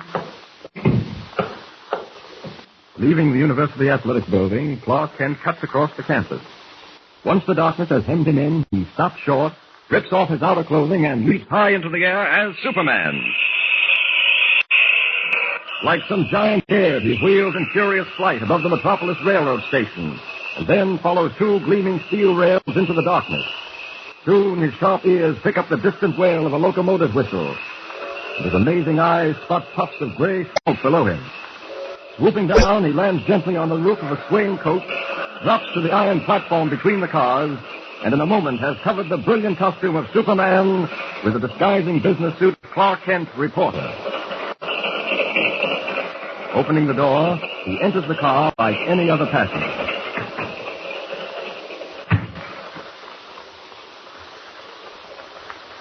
Tickets, please. All tickets. Uh-oh, what am I going to do about a ticket? Oh, I know. I can pay the conductor in cash. Tickets, please. All tickets. I don't see anyone fitting Taylor's description of Dorf in this car. Chances are he's in a smoker. That's the next car back. Ticket, please. Oh, I'm sorry, conductor. I didn't have time to buy a ticket. I'm going to Sharon Heights. What's the fare? Sharon Heights? Yes. That's 110. Okay. There you are, 110. Thank you. Thank you. Try this next car, the smoking car. Now, let's see. If he's here, he shouldn't be hard to find. Short, plump, bald-headed. Yes, there's a man who answers the description perfectly. He's sitting alone. I'll join him. Pardon me, is this seat occupied? No. Thank you. This train goes to Sharon Heights, doesn't it? Yes, next stop. Oh, really? Oh, must be an express. Yes, only 2 stops from Metropolis. Oh, fine. Do you live in Sharon Heights? Yes. I've never been there. Is it a small town? Not so small. There is very fine hospital in Sharon Heights. Oh? Children's hospital. Oh, interesting. Very interesting. Oh, yes, fine hospital. You know, I think I've seen you someplace before. Your name is Kane, isn't it? George Kane? No, you have made a mistake. My name is Dorf. Samuel Dorf. That's funny. I was sure you were George Kane. No, always I have been Samuel Dorf. Well, I'm still sure I've seen you someplace. Where could it have been? I don't know, mister. I don't go many places. Do you work in Metropolis? Yes, at the university. Metropolis University? Yes. I cook for football team training table. Oh, that's where I've seen you. I'm a close friend of Spike Taylor, the coach. Oh, yes, Mr. Taylor, fine fellow. You know Professor Nelson in laboratory and Dr. Stone? Oh, why, yes. Oh, both fine fellows. Professor Nelson and Dr. Stone. Well, I got to get off here. I'm getting off, too. Well, it wasn't a very long ride. No, only 1 hour.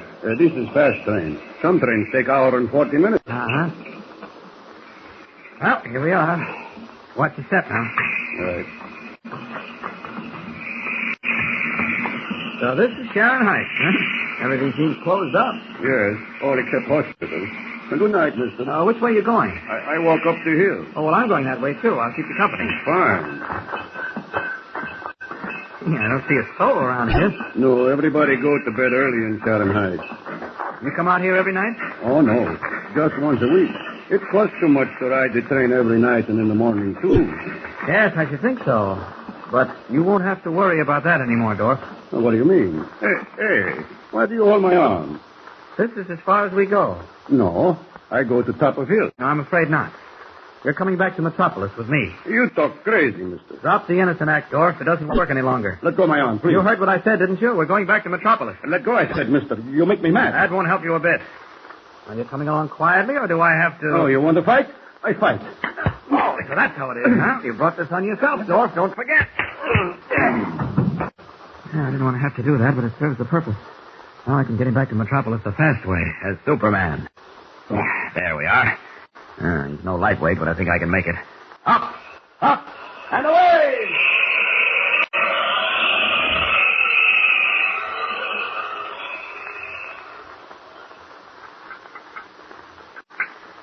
How is he, Professor Nelson? He'll be all right, Mr. Taylor. It's a bad contusion on the jaw, but an ice bag relieves it. Pulse all right, Dr. Stone? Yes. Normal. Kent, you made a horrible mistake. This man Dorf is as innocent of wrongdoing as you or I. I know, but everything pointed to him. Jimmy saw him pouring that liquid into the milk pitcher. But I've told you, Mr. Kent, that was vitamin B1 compound. Dorf had orders to put it in the middle. Well, there was no way of knowing that. And then his sudden departure. I could have told you where he was going. To the Children's Hospital at Sharon Heights. It's the ironic part of all this, Kent. What do you mean, Professor Nelson? Dorf has a son of 15 or thereabouts. The boy's in the Sharon Heights Hospital, suffering from infantile paralysis. What? You don't mean that. Yes, unfortunately. I helped him get the boy admitted. And to have this happen on the one night of the week he visits his son. Oh, I can't tell you how sorry I am. I know you are, Kent. You meant well. But bungled stupidly. If you had only stopped to ask. Well, again, I say I'm sorry. I'll make it up to him somehow. Perhaps I'm wrong about the whole business. Maybe it is a wild goose chase. I'll take it, Professor. If you will, Taylor. Hello? Who? Oh, just a minute. For you, Kent. Oh, thank you. Hello? Yes, Mr. White. What? Read it to me, will you? Yes? Yes? Yes, I got it. Okay, I'll be at the office in 10 minutes. I take back what I said, gentlemen, about my being wrong. What do you mean, Mr. Kent? Gentlemen, I have just received a message that convinces me we are dealing with a dangerous criminal. Whom did Perry White name to Kent over the phone? Is it another false clue like the Dorf incident, or will it, as Kent says, lead to something interesting? You'll find out in the next episode, so don't forget to tune in and listen with Superman. Don't forget, tune in again for the next thrilling episode with Superman. Look, up in the sky. It's a bird. It's a plane. It's Superman. Now, when one door closes, another door opens. Sometimes even a window opens. 83 years ago, September 12th, 1941, Superman on Classic Radio Theater with Wyatt Cox. And we'll see. Maybe there is something going on. Apologies for the bad audio up front. We did what we could with it. Anyway, coming up tomorrow, comedy with It Pays to Be Ignorant, Jack Benny, my friend Irma, Amos and Andy, and Claudia. And join us every day and visit our webpage, classicradio.stream. We'll see you on Friday the 13th for more Classic Radio Theater. I'm Wyatt Cox.